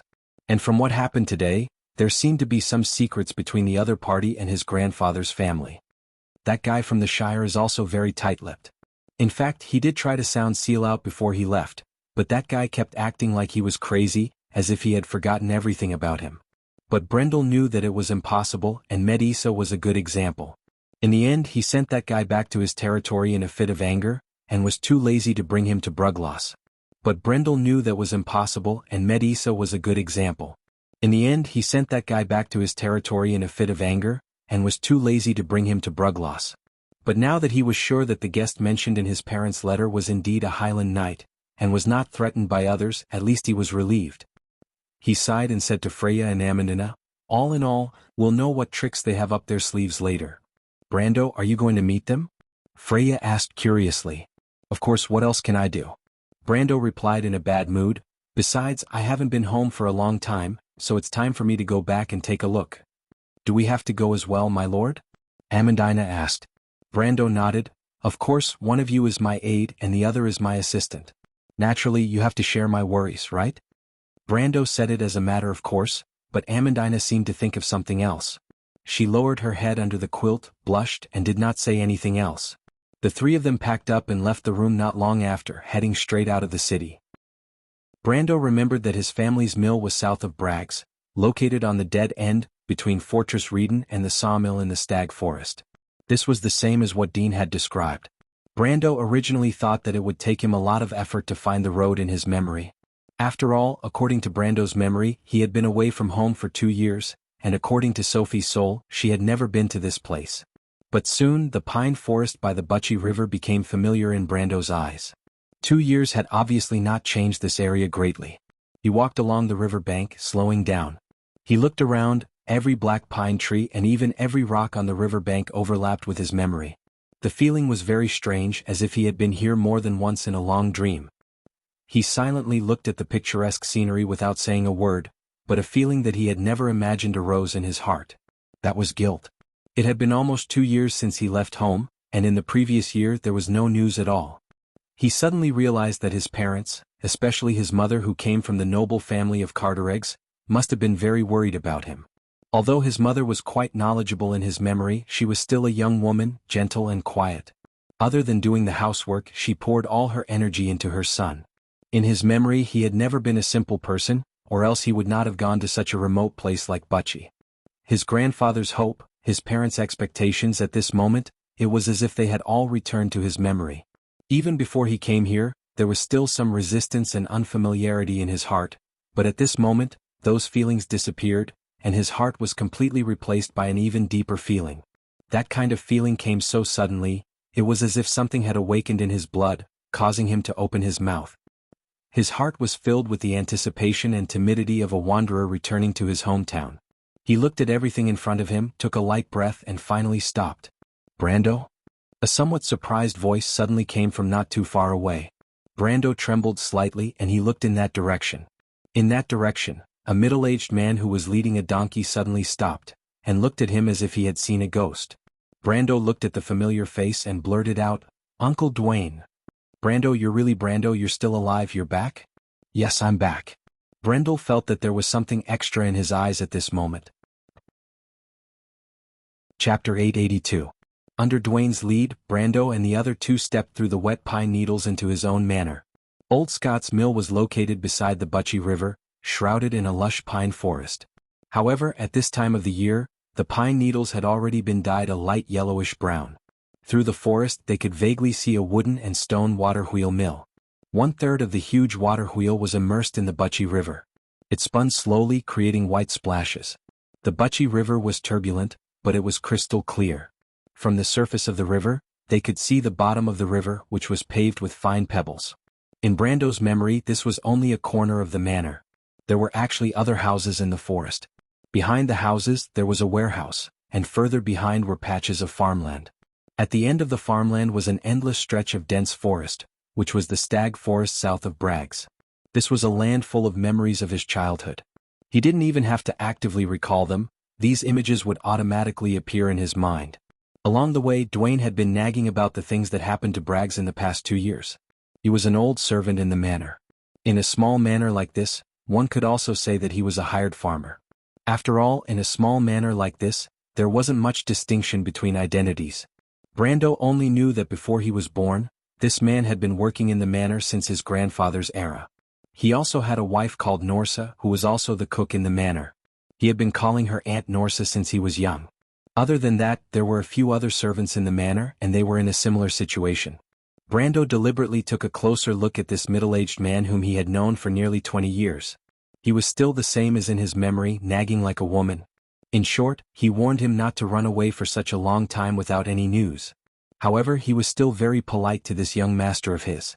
Brando could only smile at him and treat his words as a gentle breeze. However, he paid special attention to Dwayne's palms. They were definitely not a pair of hands used to operate farming tools. There were dense dry calluses on his palms. Only a person who had been using a sword for a long time would have such marks, and it had to be a heavy sword. He knew that both Owen and Kurlut's soldiers preferred heavy swords that were good at fighting, especially the Highlanders' cavalry. This so-called Uncle Dwayne was at least a silver tier. If he was in the Highland Knights team, he would be a captain. Brando didn't know these details in the past. He really didn't know what to say. He didn't expose him, he just quietly followed behind and listened to Dwayne's nagging. He knew a lot about the things that Dwayne said. After the War of the Black Rose, he stayed in Bragg's for a long time. That was also the most turbulent period of time in Bragg's. The undead's retreat, refugees, and the loss of Butchie. Lost. Bragg's. Was. Bragg's. Braggs's. But when he heard that his mother had been crying every day after he went missing, he still felt guilty. This guilt came from the bottom of his heart, and it came from the deepest part of his bloodline. His face was dark. Dwayne noticed his little master's expression and comforted him. "It's good that you're back, it's good that you're back." The two girls followed behind and listened quietly. Although they knew Brando for a long time, they were curious about Brando's mysterious background. The nagging old servant, the small manor hidden in the woods, and even the creaking water wheel on the other side greatly satisfied their curiosity. Amandina only found out about her lord's background after the battle in Ampere Seal. She never dreamed that the legendary sword Saint Darius would live in seclusion in such a place and become a miller. Freya guessed that Brando might be the son of a noble. In her eyes, there was no difference between a noble and a small one. The manor's owner was also a person with a reputation. She thought that she guessed correctly, not to mention that Brando was Darius's grandson. Of course, Dwayne also noticed the two ladies, but he didn't think too much about it. He only felt that his little master was a capable person. Even though the noble's daughter and the knight's daughter couldn't be said to be exceedingly beautiful, but they were still rare beauties in Brugloss. Especially since Amandina was from a noble family, her every move was elegant and quiet. Dwayne was someone who had seen the world, and normal nobles wouldn't be able to cultivate such excellent noble etiquette. He couldn't help but wonder if his little master ran off to kidnap the count's daughter from somewhere, right? The other girl was even more amazing. Dwayne could tell that Freya was a soldier with just a glance. She even learned the etiquette of a knight. He accidentally glanced at Freya's epaulette and couldn't help but call out in his heart, "Oh my God, Martha." His little master had tricked a female knight from there. He came from the Highland Knight system and naturally understood Erwin's military system. A knight like this would at least have the strength of a peak silver. Dwayne didn't see through Brando's strength. After all, after reaching elemental awakening, the obvious signs of strength in his body disappeared. Now Brando looked like an ordinary person to outsiders. Besides, no one would associate a young man less than 20 years old with an elemental awakening master. Even if others didn't know, he still didn't know what level his little master was at. If he said that Brando had awakened his elemental awakening in a year and a half, Dwayne would definitely think that it was a joke. But then he thought of the guests in the manor and couldn't help but have a headache. He thought that the two girls brought back by his little master were very outstanding and very troublesome. Of course he wouldn't say this out loud, but Amandina and Freya still felt that Dawn's gaze on them was a little strange. Both of them blushed at the same time. Seeing this scene, Dawn understood 80 to 90% of what was going on. He thought to himself that his little mistress was indeed extraordinary. The three of them turned and entered the manor. As soon as they stepped into the manor, Brando's eyes became hot because he saw a very familiar figure not far from him. The figure stood in the stable next to the mill. He was 40 or 50 years old, tall and had a pipe in his mouth and a farmer's hat on his head. He obviously didn't notice that there was someone behind him at first and was brushing the horse's mane. But when he heard the noise behind him, he was slightly startled and turned around. His gaze fell on Brando and his eyebrows furrowed. This was his father, Old Scott. Brando was still hesitating about what to say when he first met his closest family in this world. But when he saw this face, it was as if it was a natural reaction. When he saw this face, he had already subconsciously blurted out, "I'm back, old man." His voice was almost trembling and there was a strong feeling in his chest. That feeling told him that this was his home, his father, his closest family. He wanted to say something else, but when he opened his mouth, he felt that his mouth was dry, and he couldn't say a single word. Old Scott didn't say anything. Instead, he looked at him silently and snorted coldly. He dropped the brush, turned around and walked into the house, leaving Brando standing there awkwardly. Sigh, Dwayne couldn't help but sigh when he saw this scene. Brando, Mr. Scott, you don't have to say anything, Uncle Dwayne. I understand. Brando smiled bitterly. Of course he knew that this was his fault. He also knew very well about the old man's personality. In the past, old Scott was called stubborn, but now it was more like a soldier's principle. Just now, he had already understood that this family's secret was probably hidden from Brando alone. His father was not a miller. His strength was a level higher than Dwayne's, and the aura he exuded was typical of a soldier. Today, Erwin could only find such a professional soldier among the Highland Knights. He now understood that his father had probably participated in the November War, and it was very likely that he was his grandfather's subordinate. He turned around and saw that Freya was a little uneasy, and the noble lady was looking at him a little mischievously. He also sighed, Uncle Dwayne, you should go do your own thing. Okay. Dwayne obviously understood his master's temper, and he quickly agreed. He took a last look at Brando and the others and led the donkey to the back of the farm. He had something to do, but since the young master was back, these trivial matters were trivial. Brando, are you okay? Freya saw that Dwayne had left and she was a little worried and asked. Brando gave her a comforting look, indicating that he was fine. However, anyone could see that this count, who was calm in the face of Madara's army, the demons, and Cruz's army, was actually very nervous at this moment. Amandina looked at her lord and wanted to comfort him, but when she opened her mouth she did not know what to say. After all, it was the count's family matter. After a while, a woman rushed out of the house in a hurry. As soon as she arrived at the door, she saw Brando standing in the open space outside, and she froze there as if she was possessed. At that moment, Brando's chest was also blocked. Some feelings did not need to be described with words. He did not expect that he had only been away for half a year, and the face in his memory had become a little old. His mother was called Windsor, and she was once a famous beauty in this area. But now, there were wrinkles at the corners of her eyes, and there were even silver hair on her temples. It was as if he had not seen her for a while, but time had passed. At that moment, only one sentence appeared in his mind. A child wants to raise, but his parents are no longer around. Windsor was already in tears and she asked carefully, Brando, is it really you? You're back? With just one sentence, Brando's psychological defense was completely broken. He pursed his lips and wanted to say something, but he did not know what to say. His vision was blurred and he could only nod hard. I'm sorry, mother. Silly child. Windsor rushed to Brando's side and affectionately stroked her son's face. It's good that you're back, there's no need to say sorry. Mother? At this moment, even if Brando had thousands of words in his heart, no matter how many heroic words he had, he could only turn them into these two words. In his heart, all the memories, time, everything in the past, his father, mother, grandfather, every bit of familial love, seemed to converge into a torrent gushing out from his chest. He was Sophie and also Brando. From the beginning of everything in the year of flowers and summer leaves to the turbulent year of swords, he had done a lot of things. He even changed this country with his own hands, and changed the fate of countless people. But only at this moment, he understood that he was not wandering in this world, and was not a bystander who had nothing. He had everything. Home, this harbor, represented all the people who were waiting for him in the harbor. He used to think that there was a layer of barrier between him and the world, but only today did he understand that it was just a barrier he built out of fear. And the power of warmth was enough to disintegrate the strongest fortress in the world.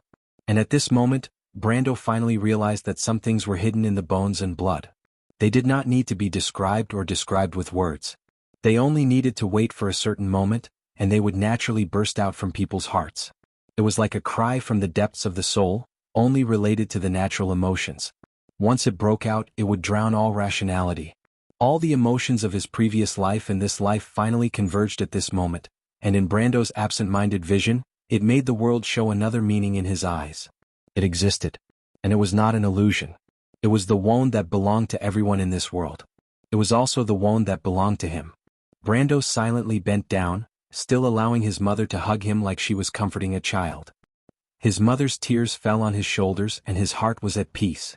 All of his exhaustion was completely put down at this moment, as if he had returned to the harbor, and returned to the carefree era. Amandina looked at this scene with some envy. She once had such a happy life, but it was gone in the end. Her father, her mother, the memories of the past were still vivid in her mind. She still remembered the last time her mother placed her hand in her palm on her sick bed, and called her by her nickname. Anna, Anna. The voice was so weak but so gentle.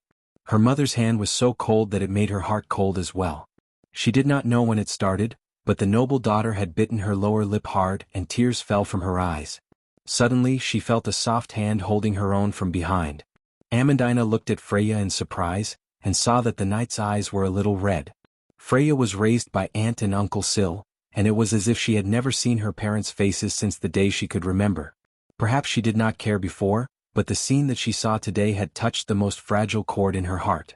Brando finally comforted his mother, but he did not expect that the two ladies who came with him were already crying. He looked at them with some confusion, but quickly thought of something and his heart softened. He quickly introduced Amandina and Freya to his mother in a low voice. In fact, Windsor had already noticed Amandina and Freya with her son. Her eyesight was not inferior to Dwayne's at all, and she could tell that these two girls were good girls at a glance. She could not help but roll her eyes at Brando, as if she was blaming him for not taking care of the girls. She had just heard about the two's background from Brando, and her heart was filled with infinite sympathy. She quickly went over to hold their hands and softly comforted them. Amandina was fine and she quickly calmed down. She wiped away her tears and a little embarrassed introduced herself to Brando's mother again. However, she kept saying that she was Brando's aide, causing Windsor to angrily glare at Brando a few times, meaning that he would be in trouble later. This was really an unexpected disaster. Brando could not help but secretly complain in his heart. He hurriedly looked at Amandina from the side, but he did not expect that the usually gentle and quiet Miss Amandina did not seem to see it at all. After a while she secretly smiled at him. Damn. Brando finally understood that Amandina was actually throwing a tantrum. He had never seen a noble lady like this, but it seemed that all women were the same. Fortunately, Freya was still the country girl from Wuxia. She maintained a simple and pure heart. She was a little sad at first, but now that Windsor was holding her hand and asking questions, she was very embarrassed. She could only blush and not say a word. However, Brando looked at his mother's posture from the side and felt that something was wrong. He finally seized the opportunity to interject. Just as he was about to speak, Windsor turned around and said to him with some seriousness, "Brando, Freya and Amandina are both good girls, you can't let them down." As soon as she said this, Amandina and Freya's faces turned red. Amandina looked at Brando with some embarrassment, and Freya almost buried her head in her chest. Damn, what's this and what's this? Brando was dumbfounded. He was about to explain, but his mother glared at him fiercely. By the way, how are you going to explain this to Uncle Bun-Eyed? Uncle Bun-Eyed? Explain? Explain what? Brando was slightly stunned. He was a little confused. Why didn't he realize that his mother's thoughts were so jumpy before? He thought for a while before he finally realized whose name it was. Bun-Eyed, the Grand Commander of the Highland Knights. The Highland Knight is really in the manor, and it's very likely that Bun-Eyed came personally. This information flashed through his mind, but he still couldn't help but scratch his head. The problem was, what did he have to explain to the Highland Knight? He didn't seem to have offended them, right? He stared at his mother suspiciously and asked, "Mother, what's going on?" Chapter 883. Brando, let your father tell you these things. Windsor touched the faint scar on her son's cheek. This scar was left behind during the calamity of wolves. Even though it wasn't obvious, it still made her heart ache. There are some things in our family that I should tell you. But for now, tell me what happened in the past few days. You must have suffered a lot in the outside world. It's nothing. But mother, you won't make me stand here and talk, right? Look at me, I'm getting old. You're not old. You're a famous beauty here. You're even more beautiful than the eternal goddess Elaine.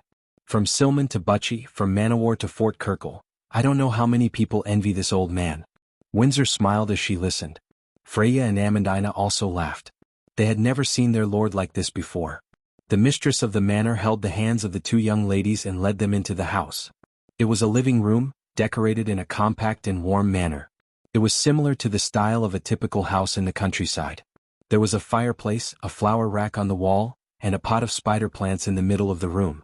Next to the kitchen, there was a low wooden cupboard against the wall. On top of the cupboard was a variety of porcelain jars. In the middle of the living room was a sofa and a tea table. On top of the tea table, there were fragrant pastries that were made by the mill. Brando still remembered his mother's cooking. Amandina and Freya were also full of praise, but the two of them were very elegant. After tasting a few pieces, they were too embarrassed to continue eating. Brando then began to tell his mother about his experiences. He wasn't good at telling stories, but he was able to tell them clearly. When he talked about how he escaped from Fortress Reden, Windsor showed a look of relief. She said worriedly, "Your father and I heard that a mercenary brought the refugees out of Fortress Reden. We didn't expect you to be among them. Why didn't you come to us at that time? Your father was angry because of this." "I wanted to," Brando blushed, "but as you know, I offended the Unifying Guild. I was afraid of exposing my identity and bringing trouble to the family, so I chose not to come home." Poor child. Aunt Windsor, I can also vouch for Brando. He got into trouble with those evil cultists because of me. It was all my fault for acting on my own. Please help Brando explain to Uncle Scott. It's not Brando's fault. Freya mustered up her courage and interrupted in a low voice. Windsor looked at her with a smile. "Silly girl, it's not your fault and it's not Brando's fault. Our old man is just sulking with himself. He's stubborn and he'll be fine after a while. Freya, Amandina, if you don't mind, you can call me Mother Windsor. This will be your home from now on." Amandina and Freya felt their cheeks burning when they heard it. They could not say it out loud, but they felt warmth in their hearts. Freya was fine, but Amandina lowered her eyes and almost cried again.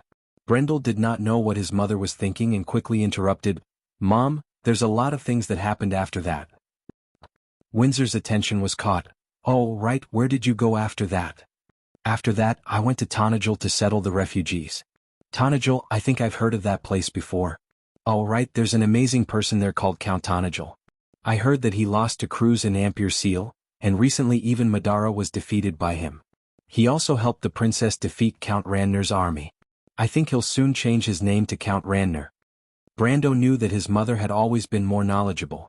Otherwise, how would a countrywoman know about Randner and Tonajul, let alone the relationship between them?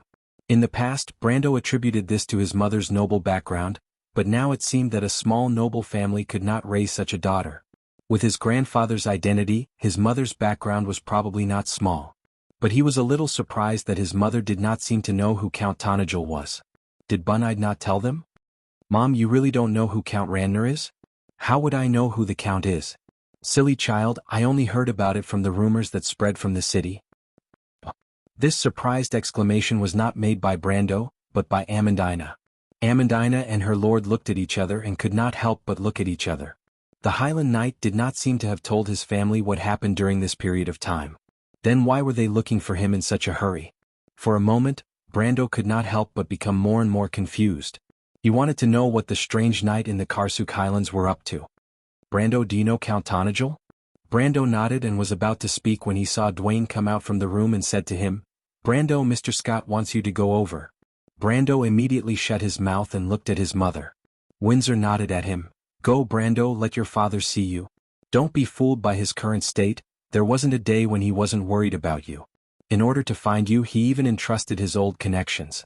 Originally your grandfather."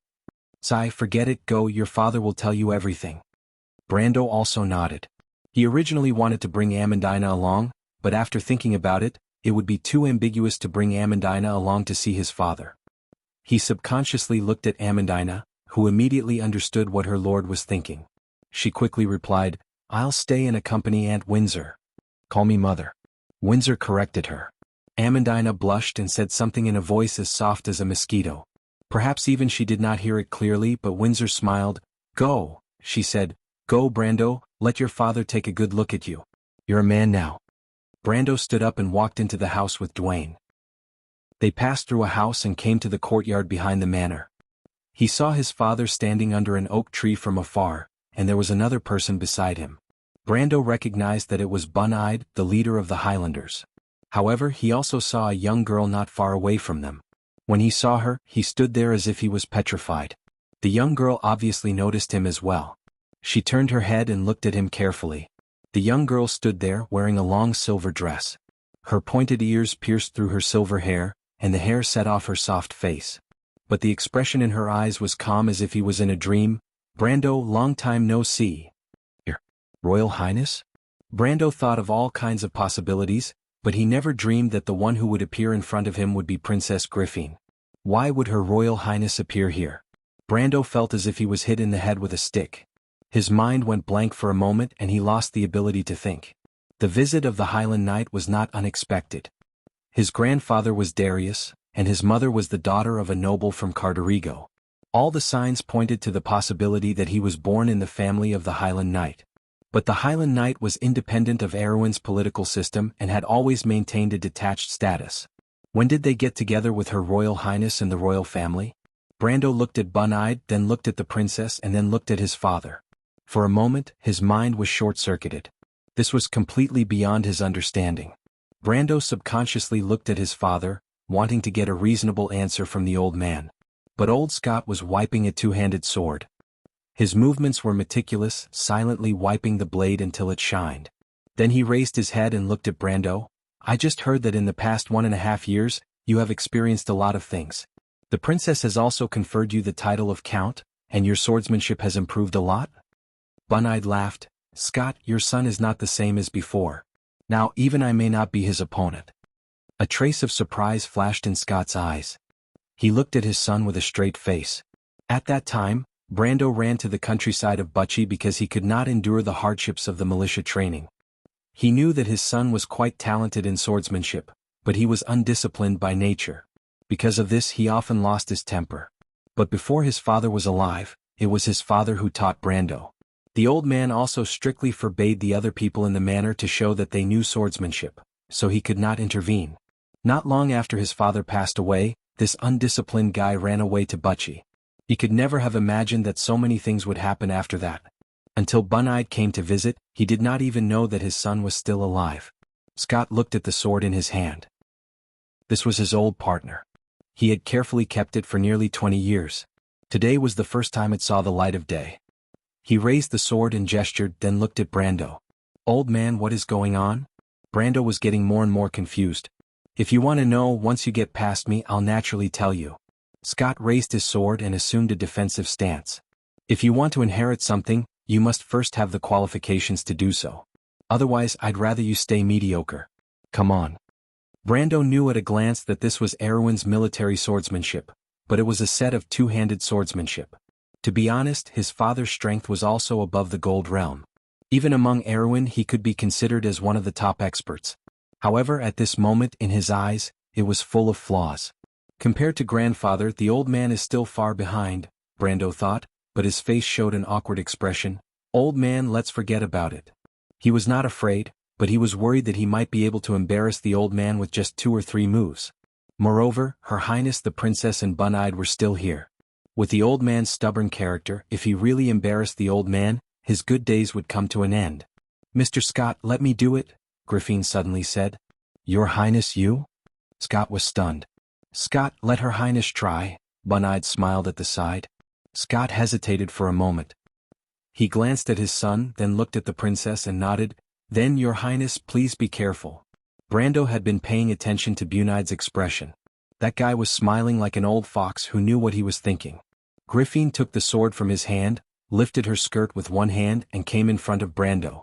Count, in terms of swordsmanship, you are Haru's teacher and also my teacher. She raised her sword and bowed to Brando. Teacher, please advise. The half-fairy princess bowed slightly. She was wearing a long skirt, but she held a long sword in her hand. She was like a lily blooming under the afternoon sun, making people's hearts beat faster. But when she stood up again, her face was stern and her aura changed. It was as if she was no longer the princess of the kingdom of Erwin, but a female knight. She looked at Brando with her silver eyes, and only Brando's figure was left in her eyes.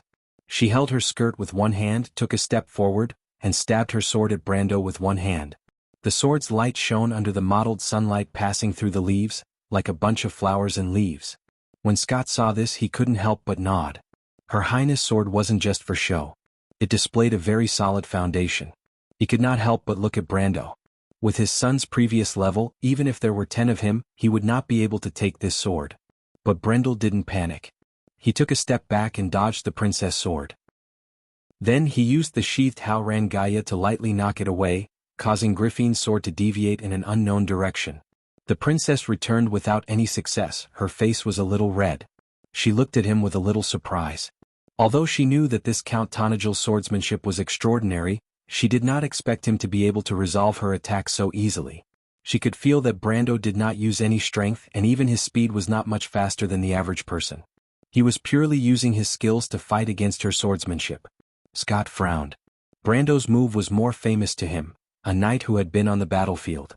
It did not only contain swordsmanship, but also combat experience. Only a person who had been on the battlefield would dare to face the sword of others so easily. He could not help but look at his son suspiciously.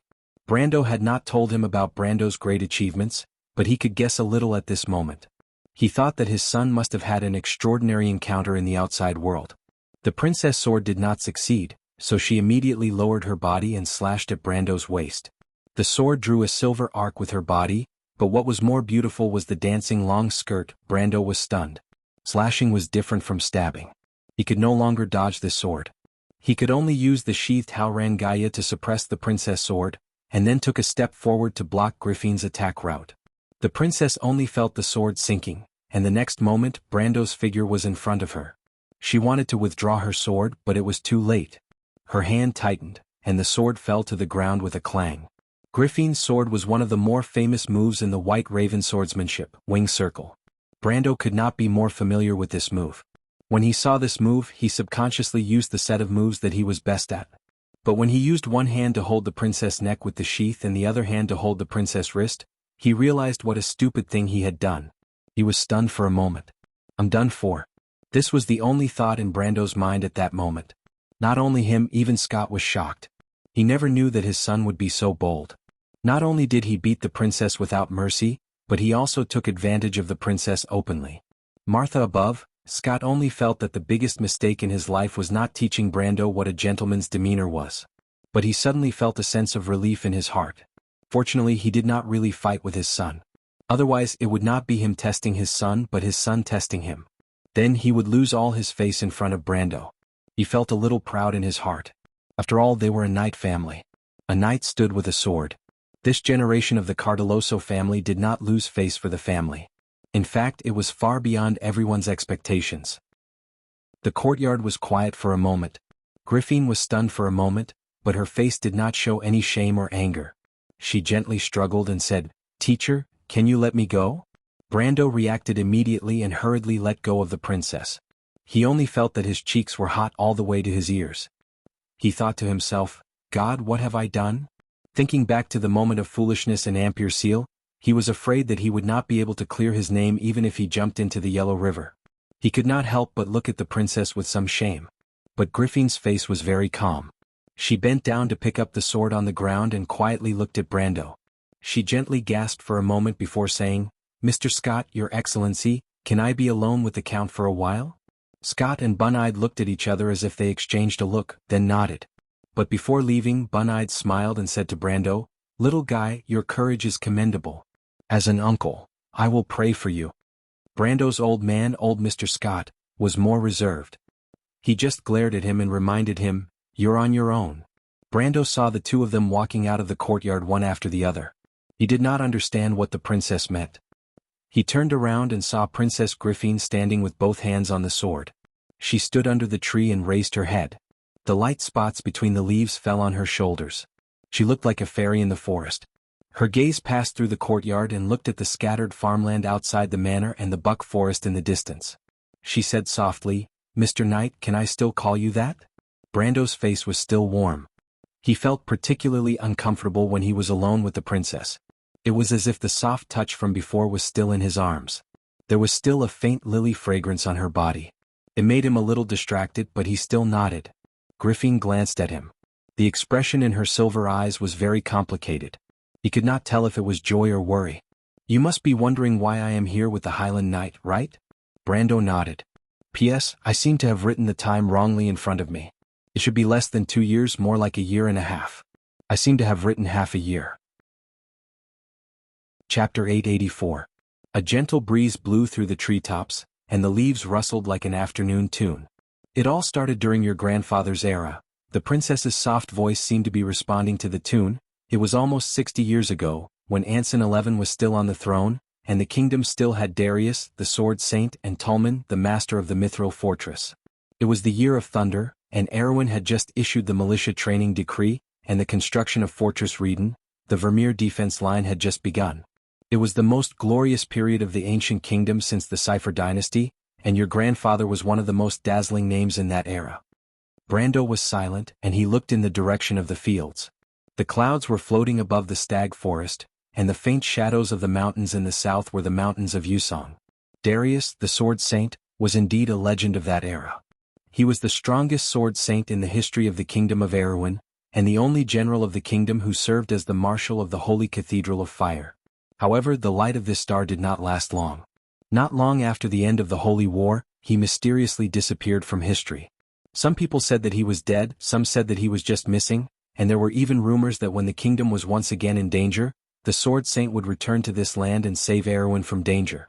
But Brando understood that it was just a beautiful dream. In another period of history, these legends were buried under the dust with the fall of the kingdom, and perhaps thousands of years later no one would remember it. If he didn't have this experience, he wouldn't have known that Darius had never left the kingdom. He was born in this land and died in this land. Until the last moment of his life, he was still hiding his identity in this border city of the kingdom. No one would have thought that outside of the city of Brags, in this humble mill by the Bucci River, there lived and was buried a former hero of the kingdom.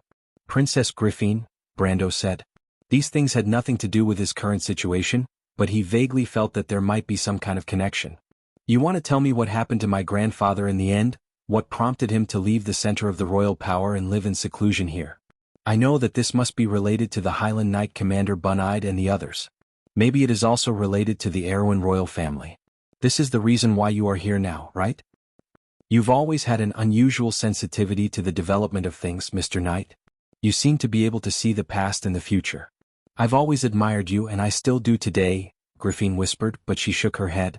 But I've never lied to you. I really don't know what happened to your grandfather. I only know that after that, the royal power declined, and the kingdom became weaker day by day. The glory of the Erewhon royal family seemed to be gone forever. After my father died, my brother and I trekked in the wilderness of darkness and despair until you appeared in front of us, Mr. Knight. Brando seemed to be able to hear the sound of his own heartbeat. He did not understand why the princess would suddenly tell him this. He looked at Princess Griffin. At this time the afternoon breeze blew across the fields, gently blowing the half-elf girl's silver hair. Her skirt also swayed with the wind. Griffin's slender hands pressed on the hilt of her sword, standing in the wind. There was no expression on her face, as if she was just casually mentioning this. No one could guess what she was thinking. But Brando pursed his lips. He knew that Griffin had sent a letter to invite him here, and even avoided the eyes of the royal faction and her grandfather. She must have something to tell him. He was not in a hurry, so he calmed down and waited. Sure enough, after a moment, Griffin continued, "But you can rest assured. I can at least assure you that in the turmoil back then, the one who was at fault was not your grandfather. In fact, it wasn't even anyone in your family. Your grandfather took on the responsibility for certain reasons and chose to live in seclusion with your family until now. Although I don't know the details of what happened at that time, the royal family has its own secrets passed down from generation to generation. My father told me one thing, and that is that the House of Corvado will always owe the House of Cardeloso a favor." She looked at Brando with her silver eyes. Of course, maybe it's too now. Brando was stunned by her words. But this didn't stop his thoughts from spinning quickly. The information revealed by Her Highness the Princess quickly assembled in his mind, gradually piecing together a rough outline. This meant that everything that happened in the Alcash Mountains that day, his grandfather, the sacred swordsman Darius, was not at fault. It could even be said that he took on the responsibility for someone or every force. A line of thought gradually became clear in his mind. No wonder the Holy Cathedral of Fire did not continue to pursue the matter after his grandfather went into seclusion. It seemed that the Holy Cathedral of Fire was very likely aware of the inside story at that time. Everything that happened after was probably just a statement made by the Holy Cathedral of Fire. But he was still a little confused about who his grandfather took on the responsibility for. From the princess' words, it seemed that his grandfather took on the responsibility for the Erewhon royal family. But this did not make sense because the Erewhon royal family did not participate in the Holy War at that time, and it was impossible for them to have anything to do with the battle in the Alcash Mountains. But if it was someone else, it seemed that the Covardo royal family did not have to owe the Cardeloso family a favor. Who or what force could make his grandfather and the Covardo royal family make such a big sacrifice? Brando knew very well that if his grandfather did not leave the center of the royal power at noon, the Erewhon royal family would not have declined so quickly. Of course, this ancient kingdom would fall one day, but it would not have started in the year of flowers and summer leaves. Was it for the Holy Cathedral of Fire? He shook his head. then the Holy Cathedral of Fire's attitude would not be the same as it was later. Your Highness, do you really not know anything about everything that happened at that time? Mr. Knight, when I was born it was already history. What I know is only a few words that my father and my history teacher told me. I am as curious about the history of that era as you are. No, Griffin gently shook her head, I'm actually even more unwilling than you are. I don't understand why the late King Anson would make such a choice. If not for that, the kingdom would not be as weak as it is today and at the mercy of others. Brendel saw the light in the princess's eyes and his heart softened. Wasn't this also his question? Wasn't this also his wish? May the black pine be evergreen, may the heroine live forever, may the faith shine as bright as before, may the sword be as sharp as ever. The ancient songs of the kingdom were the hope of everyone who longed for this homeland. But he stopped, suddenly thinking of the real purpose of the princess. She invited him here and left him alone for a private meeting. Was it just to tell him this? She said that the Covardo family would forever owe the Cardoloso family a favor, but she did not have to tell him this. If she still cared about the relationship between the Covardo family and the Cardoloso family, then the relationship between the royal family and Tonajel would not be the same as it was today. But Brando knew in his heart that the princess had never trusted him wholeheartedly. She had always been careful to maintain the relationship between him and her brother, even though she always knew in her heart that he was the grandson of the sword saint, Darius. Sir Knight, I still remember that you described the future of the kingdom to me in your letter. The ideal heroine that shone with a different light was once the hope in my heart. Princess Griffin suddenly changed the topic and said softly, now that Count Randner is defeated and Erek is dead, there are no more enemies in the south to stop you. Now, can you tell me the story of the future that you described? Brando was slightly startled. He looked at the delicate half-elf girl. She stood there with both hands on her sword. Her body was as straight and sharp as a treasured sword. She laid all her cards on the table as if she was asking him if he had eaten lunch. It was such a simple question. Brando was silent for a moment. What does your highness think? He asked. Griffin did not speak, but she felt a little uneasy in her heart. She used to think that there were many trustworthy people around her who would fight for the same ideals until they completely changed the face of this ancient kingdom. However, she soon realized that this was just her wishful thinking. This kingdom might have many different futures, but the one she wanted was only one of them. She looked at Brando, her silver eyes were almost emotionless. She only wanted to see through this person. A while ago my royal brother wrote me a letter. He wants to betroth his sister to you. Princess Griffin said quietly. Brendel felt as if he had received a heavy blow. At that moment he understood the princess's thoughts. Tonajel was now fully fledged. In the battle against Madara and Radner, the army from Valhalla had displayed a terrifying strength. Anrek and Radner had fallen, and there seemed to be no army in the south that could stop this new count. The Lantan Islands were his best allies and the Viro army was weak. The Highland Knight of Karsuk would only stand by his side.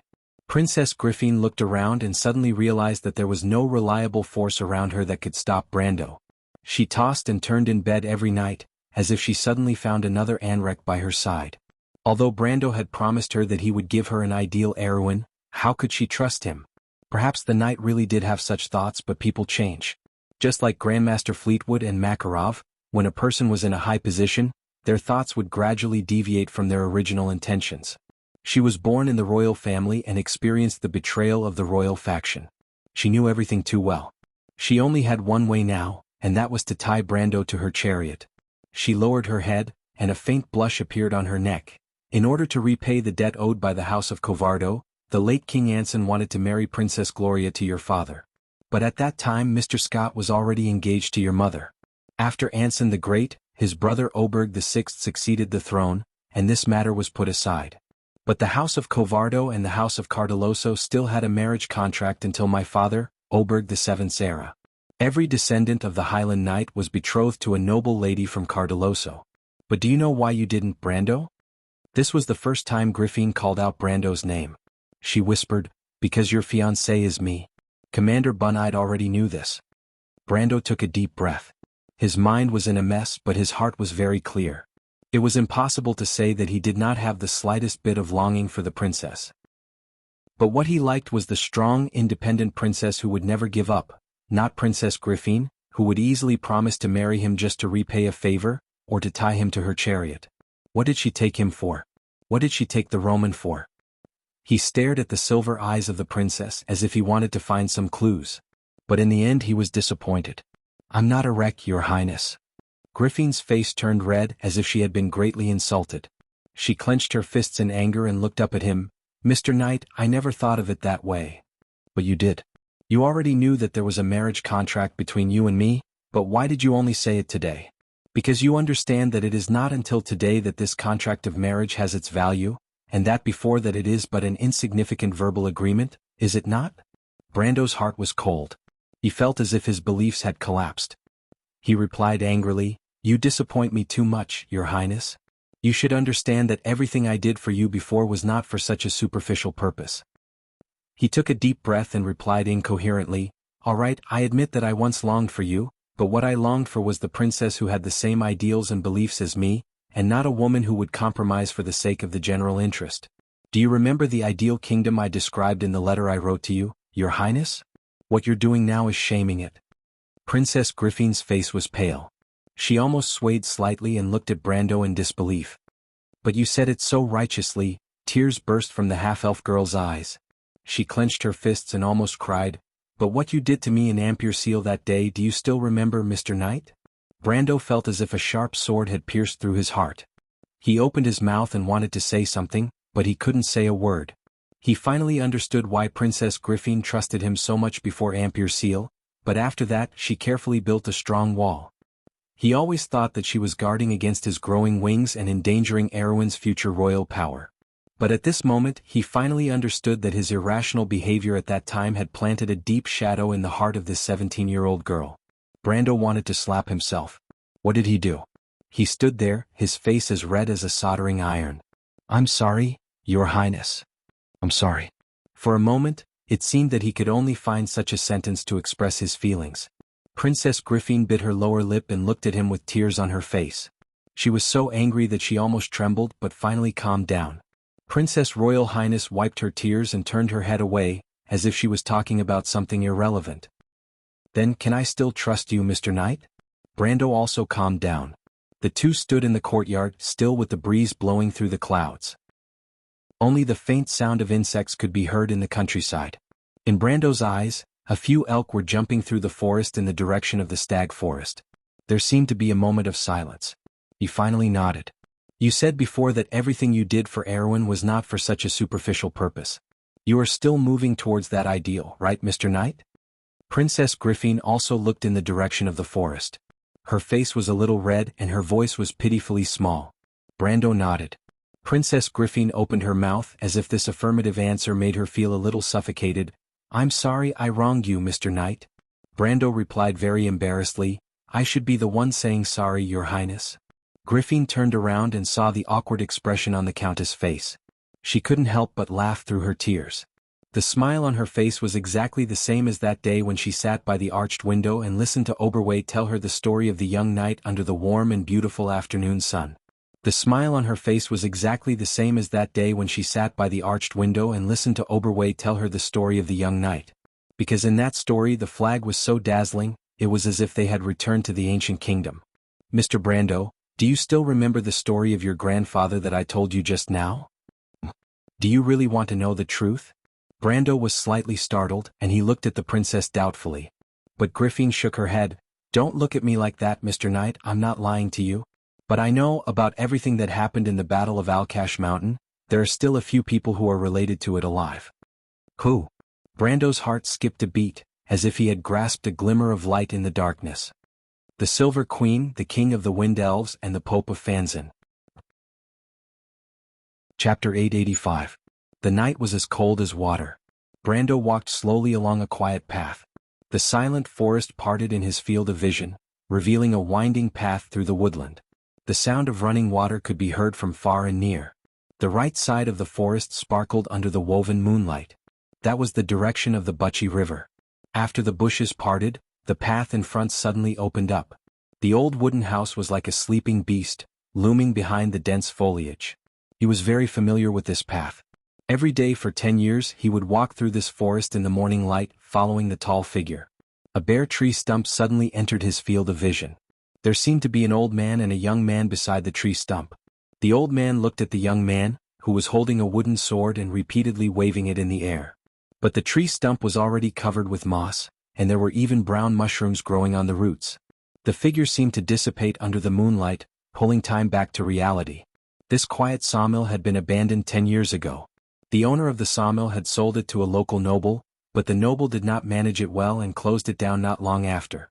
Brendel's memories of the sawmill started from that time, until his grandfather passed away. The quiet scenery seemed to calm his chaotic mind, but Princess Griffine's words were still vivid in his mind. The Silver Queen, the King of the Wind Elves, and the Pope of Fanzan were also in the know at that time. They were not only in the know but also in the experience. Only they knew what happened in the Battle of Alkash Mountain. "There's one more thing I have to tell you, Mr. Brando. The Wind Elves also owe Lord Darius a favor." But it was not that simple. Brando shook his head. Because he remembered what Veronica had told him. The Holy War had ended 40 years ago, and from then on, the Silver Queen had ascended to the position of the Empire's supreme ruler step by step. She had an adventure when she was young which allowed her to stay young forever. Even the Dragon clan owed her a favor because of it. The messy threads seemed to be gradually connecting together. Behind the layers of history, Brendel actually saw the shadow of the Golden Folk at this moment. Dragon clan. Why was the Dragon clan involved in this matter? In fact, there was another name in his mind. Alas. Brando silently walked to the riverbank. A stretch of tree stumps formed an open area. On the other side of the river was the quiet stag forest. In the past there were many legends in the forest. Old witches, fairies, white stag, haunted castles, all of which brought him endless joy when he was a child. The adventurous nature of boys was the natural enemy of adults. Although the local children were forbidden from entering the forest, there were still 2 times when he succeeded. Gradually, the memories of his childhood washed away the doubts in his mind. For a moment, Brando couldn't help but think of Breton, that arrogant fellow. At that time he was the leader of the children outside the city, and Breton had followed the children of the nobles in the city. They had fiercely fought a few times and were beaten black and blue. But at that time he couldn't beat Breton, and the enmity between the two of them was formed. He shook his head, and the group of shaking children's faces disappeared from his mind. Breton had gone to the north and he didn't know how he was doing. The small conflict between him and Breton had disappeared long ago when he was an Ampere Seal. His father, Sir Harbuck, came to visit him in the afternoon. He must have heard about him from the higher-ups of the Van Meer Legion. He still remembered the high-spirited appearance of the Sir Harbuck when he was the chief of security. However, Harbuck had resigned from his job in the Parliament of Nobles last year, and returned home to enjoy his retirement. When Brando saw him again, Sir Harbuck's hair was white as if he had aged 10 years. Naturally, Harbuck came to his house to inquire about Breton. He didn't hide anything as Breton had entrusted him to pass a message to his family when he was an Ampere Seal. But when he saw the white-haired, stooped Sir Harbuck, who kept talking to himself like an old man, Brando felt that time was passing by like water. That child Breton doesn't know how to deal with people. Brando, you two grew up together. You have to help him, don't let him offend too many people. Thinking about Sir Harbuck's words, Brando couldn't help but feel a little amused. In his impression, Breton was indeed such a person. But he wasn't any better. If he hadn't been so mischievous when he was young, he wouldn't have let his grandfather's knowledge go to waste. He sighed and slowly walked along the riverbank. The quiet sawmill was filled with the creaking of insects 10 years ago, and it was still the same today. The only difference was that the moonlight was brighter, and the sound of flowing water seemed to be clearer. Brando slowly walked past these familiar scenes. Almost every tree stump was filled with bits and pieces of his memories. He had a faint understanding in his heart. It was as if the world had gradually become real and clear in his eyes since daytime. The mentality of a passerby and player that had always existed had finally begun to crack. Brando could even hear the sound of glass shattering and disintegrating, melting the ice and snow. He raised his head and a shadow appeared in front of his eyes. It was as if the whole world had turned into the color of an old photograph. He saw the past, the scene where his grandfather brought him here to practice swordsmanship. Every sword, every step, every raise of the arm, the trajectory of the sword's light was clearly reflected in his memory.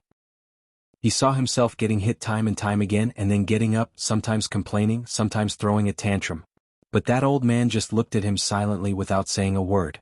But for a moment, as if he was possessed, he saw the legendary sword St. Darius raise his head and look in his direction. Brando was so shocked that he broke out in a cold sweat. He stood still under the bright moonlight, and the memories of the past flowed into his mind like flowing water. From birth to growth, from ignorance to maturity, he seemed to see the last moment when he woke up from a dream. The swaying skeleton, the sharp sword inlaid with black roses, the jumbled images intertwined and spun rapidly, as if they were lines that extended forward. Brando suddenly realized that this was the law. The wall of law became real and clear in front of him, and then it collapsed.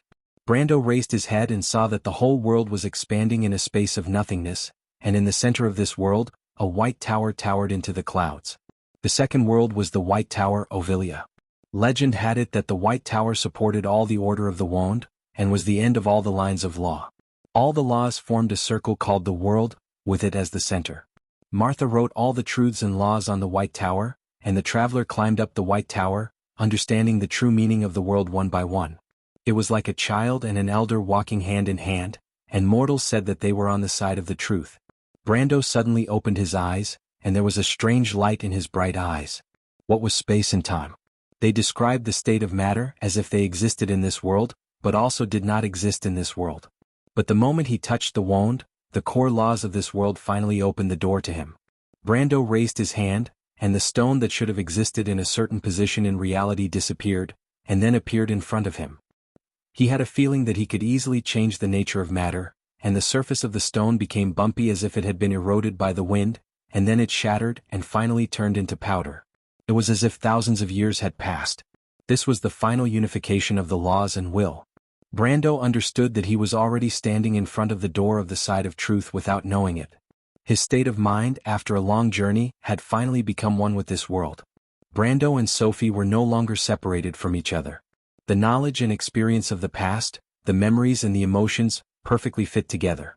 He felt that although his strength did not increase, if he were to fight with Ko Hua or Williams again, he could easily suppress them. Brando smiled, and the first thing he did was to open the panel. Human male, 20 years old. Power system, elemental domain, self-law, superior authority. Time and space. In the eyes of the Hazer divine people, time and space are concepts used to describe the state of existence of the world. If matter and energy do not exist, then time and space will collapse accordingly. But concepts often extend to the power of definition and imagination. It is the root of the law, the key to existence. Elemental power, 44, dominator, space is controlled and managed by you. As long as the line of law tends to be stable, the controller of time and space can make the next attack appear at any coordinate in space, and you can make any object appear at any coordinate. Consumption, 50 order power. Stability, space is the furthest distance between people. If you can't cross it, how can you hurt me? Sardin, king of law wizards. The line of law protects the user's armor and weapons. As long as the attack does not penetrate the law, the armor and weapons are considered indestructible. In addition, stability gives the controller of time and space an additional +2 defense. Consumption, passive time. Time is my ally, your enemy. The controller of time and space causes one or more beings to completely decay or recover. The degree of decay or recovery depends on the amount of order power the controller controls. Consumption, any. Gap. You seem to be in the crevice of time. Its flow is always especially slow for you. The controller of time and space no longer ages naturally. Therefore, his lifespan is doubled, and the body functions brought by metabolism are doubled. Consumption, passive order power, 03000. The 4 pillars of elemental power had been completely changed. Certainty had become dominator, and the passage of time had become time. Dominator allowed him to control not only himself, but also everything in the line of law, including enemies. Time not only strengthened the ability to age, but now it also had the power to backtrack. Such power was close to that of a god's existence. However, the consumption that came with it was also amazing. He had experimented with the power of decay before, turning a stone into powder. The 3000 order power that he had after growing to the peak of elemental activation was instantly consumed. Brando could not help but smile bitterly. This ability still looked good, but with his strength level he could not use it at all. The only consolation was that it was at least slightly better than when he was elemental activation.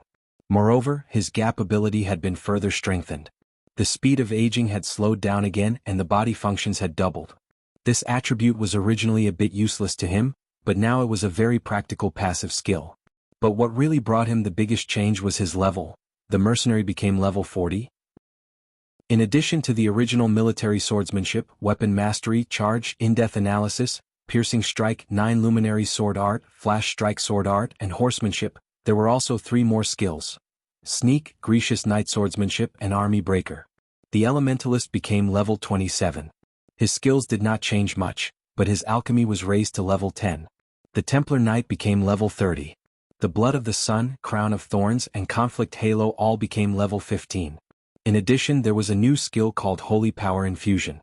The Frost Soil Guard became level 25, but he did not learn any skills as before. He only learned a basic sword enchantment, Frostbite. After that, the Scholar level increased the most, going from level 15 to level 50. Below it, there were a variety of gray knowledge, geography, nature, engineering, and all kinds of local knowledge. Most of them were about Farnazane's religious knowledge and Madara's local knowledge. Below all the professions, there was a new profession that Brando was very familiar with.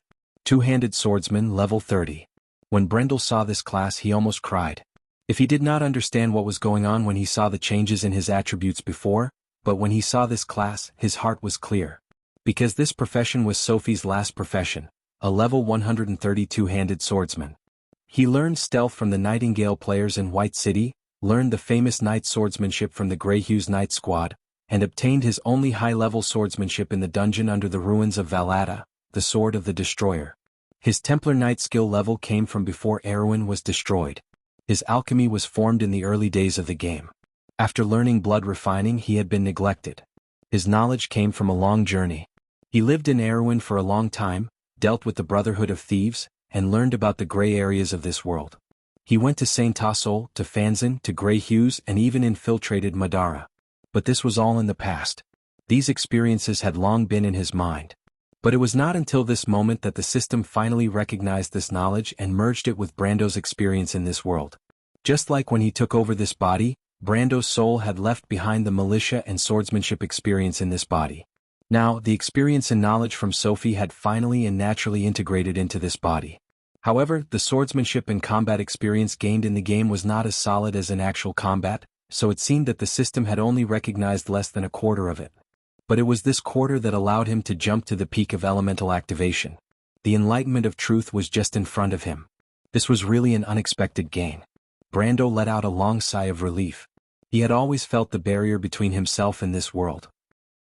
It was this barrier that slowed his progress before and after elemental activation. He had been investing experience in several professions, but the realm of his elemental activation had not improved.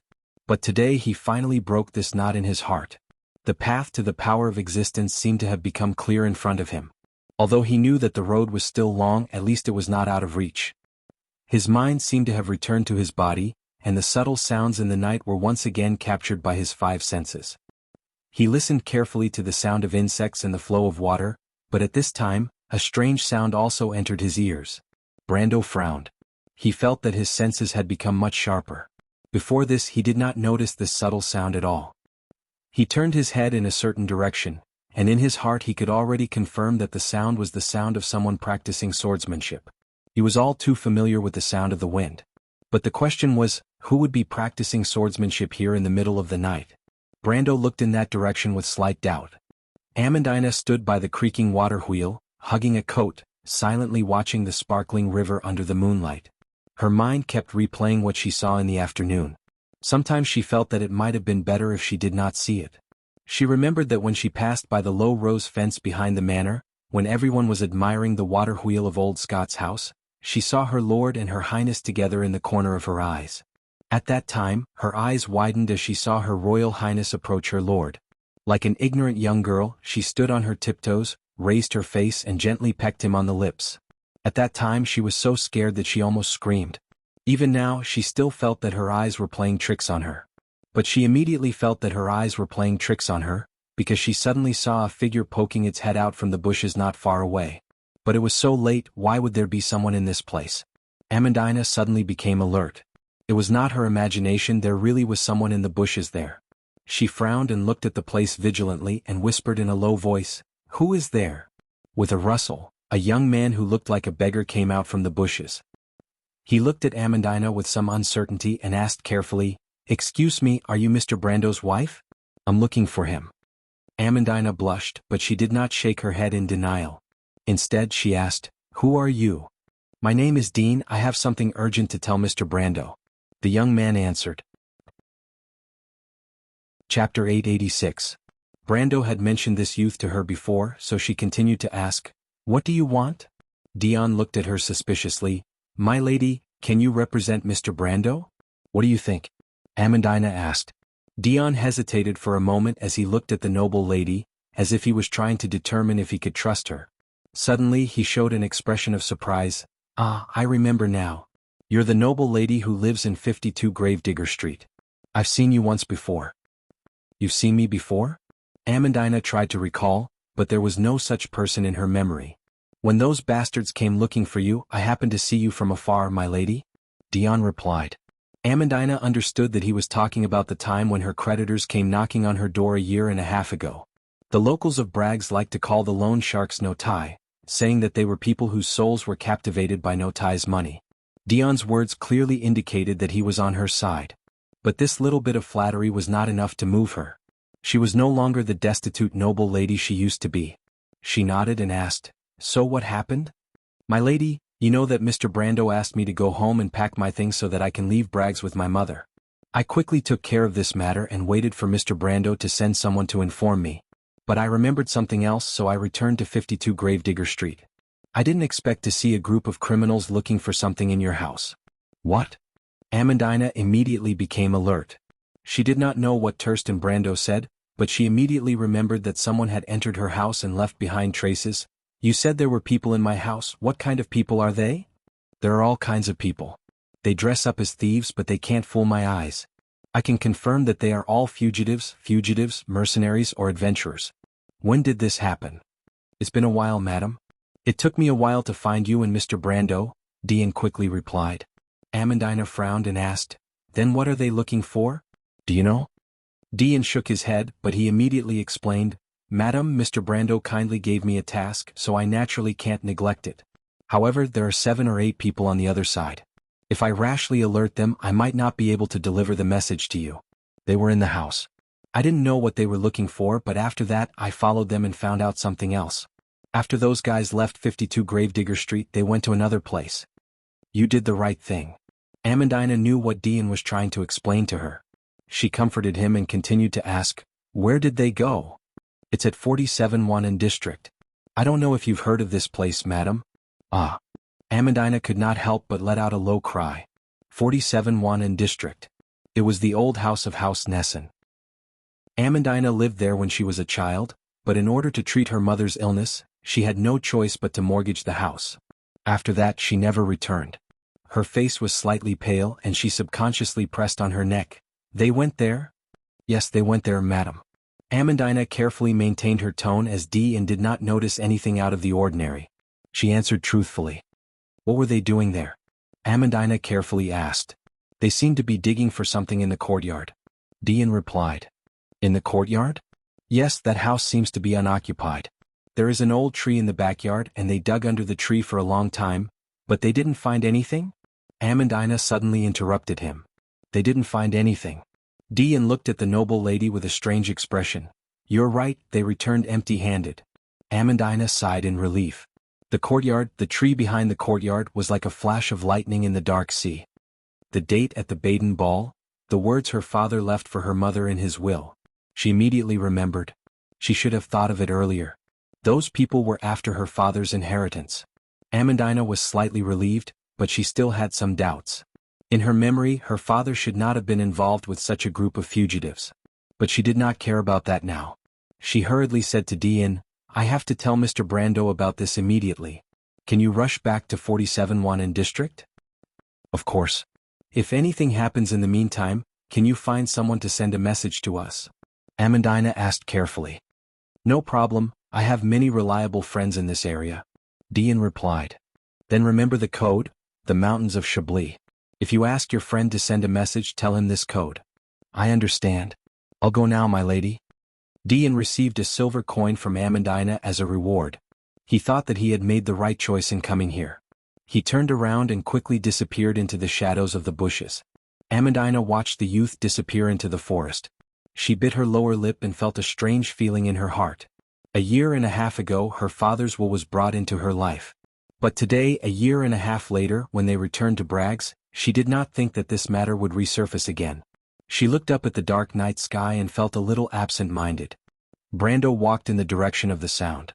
He passed through the creaking bushes that were filled with insects, stepped on the thick pine needles in the forest, and went around a shed that was used to store logs. At the edge of the forest behind the sawmill, the figure of a young girl suddenly appeared in his eyes. The girl's figure was like a silhouette at the edge of the forest under the moonlight. She wore the uniform of Erwin's cavalry, her long ponytail swinging up and down as she meticulously swung her sword. She was so focused on repeating this simple action that she did not notice that there was someone else beside her. Brando stopped in his tracks. Freya had obviously arrived here much earlier than him. He was only here to search for some of Brando's memories, but this girl who came from the countryside of Wuxia never forgot her mission. This was the Valkyrie of Erwin's past, present, and future. Her thin shoulders once shouldered the beliefs and ideals of all the players in Erwin, but very few people knew the story behind it. It was not the light of a genius, but the hard work and perseverance of an ordinary person. Freya entered the Royal Knight Academy as the last student. Until she graduated, she was just an ordinary student. In history, the princess favored her because she was the daughter of Everton, but it was this ordinary girl who relied on her own efforts to become one of the most legendary generals in Erwin's history. The kingdom ended with her blood flowing out. She was Erwin's last hero. Brando silently looked at Freya, who was swinging her sword under the moonlight. After a while, the latter finally felt a trace of abnormality. She alertly stopped her movements and turned around. But when she saw Brando, she was startled. Brando? Freya was like a child who was caught stealing food. She panicked. You? Why are you here? I used to practice swordsmanship with my grandfather here. It's rare for me to come back, so I wanted to take a look around. Brando replied. Freya's face was flushed red. She didn't know if it was because of the increased blood flow or because she was embarrassed. I've heard you mention it before. I'm just curious. What kind of place did Lord Darius teach such an outstanding person like Brendel? Brando was stunned for a moment before he smiled. How is it? Do you feel anything? Freya nodded lightly and replied with a lonely tone. It's very quiet here. I like this place. Actually, it wasn't this quiet before. This used to be one of the main roads to Fortress Reden. Ever since Wuxia? Brando suddenly stopped talking and looked at Freya apologetically. Freya smiled, although it was a little forced. It's all right. We will take it back one day. Didn't Brando defeat them? I believe that day is not far away. Brando nodded, but he did not agree.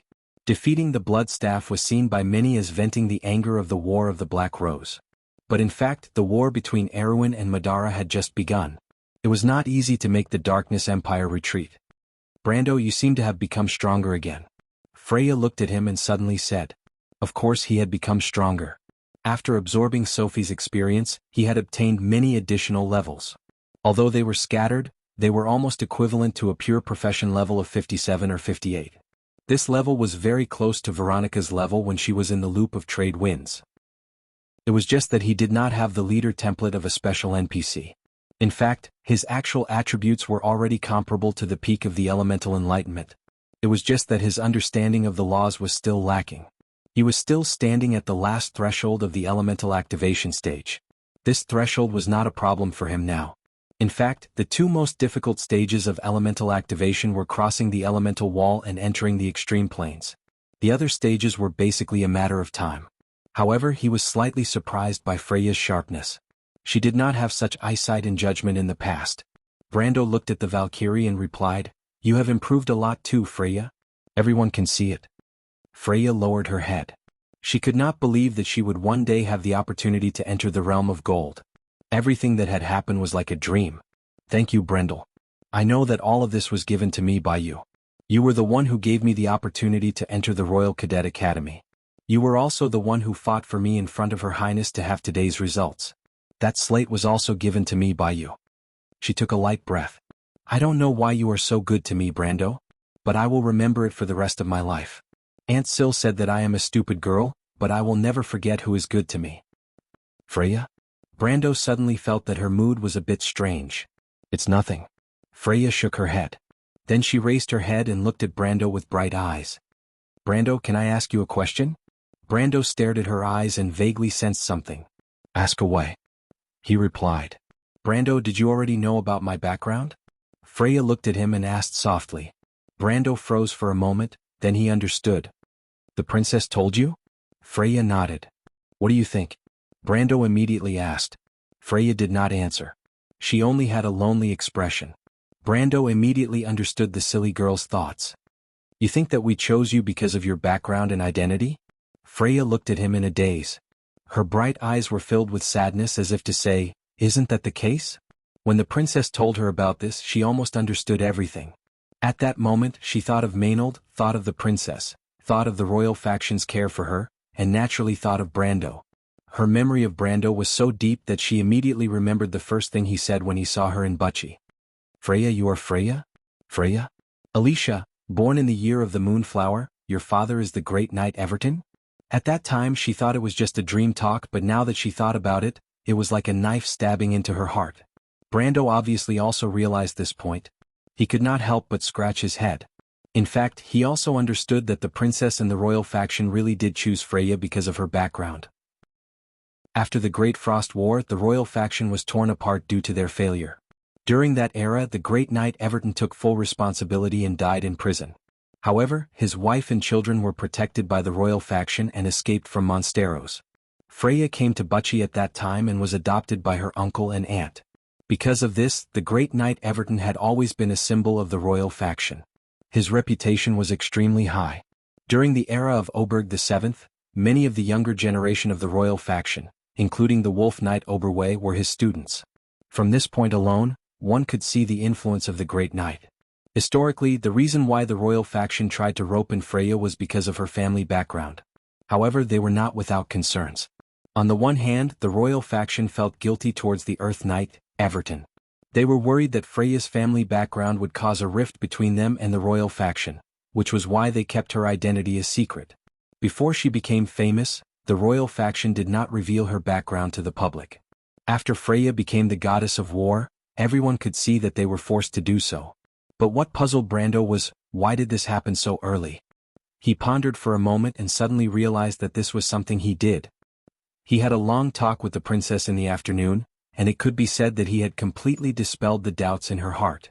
Although he was very willing to work together with the princess to achieve the ideal heroine, he did not expect the princess to tell the truth about Freya's background to this girl from Bucci.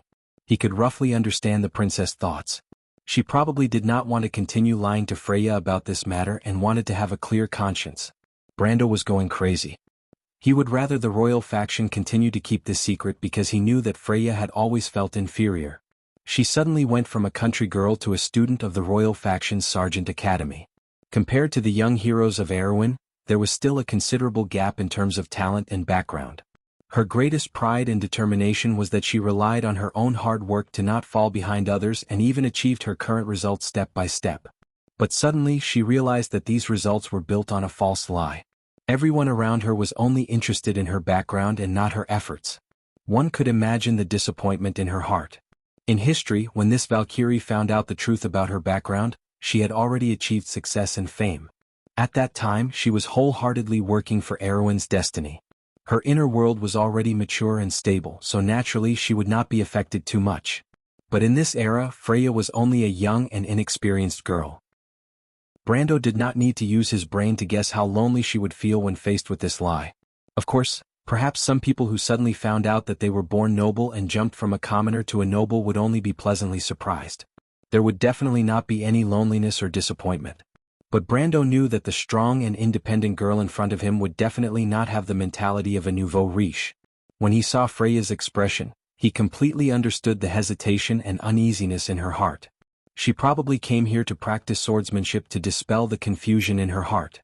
This was really a self-inflicted evil. Brando simply wanted to slap his forehead. It was a good thing that the princess could think like this, but the problem was that good intentions could also lead to bad things. But at this time he could only think of a way to salvage the situation.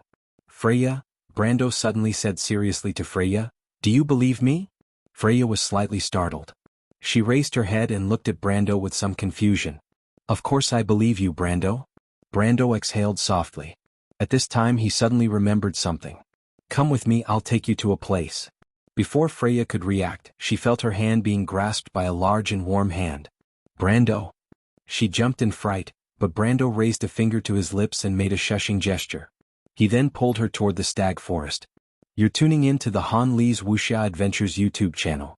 We're so grateful for your support, and don't forget to subscribe to join us on this incredible journey through captivating stories. Your generosity through donations truly makes a world of difference, as it's the primary source of revenue that allows me to expand and enhance this channel for you.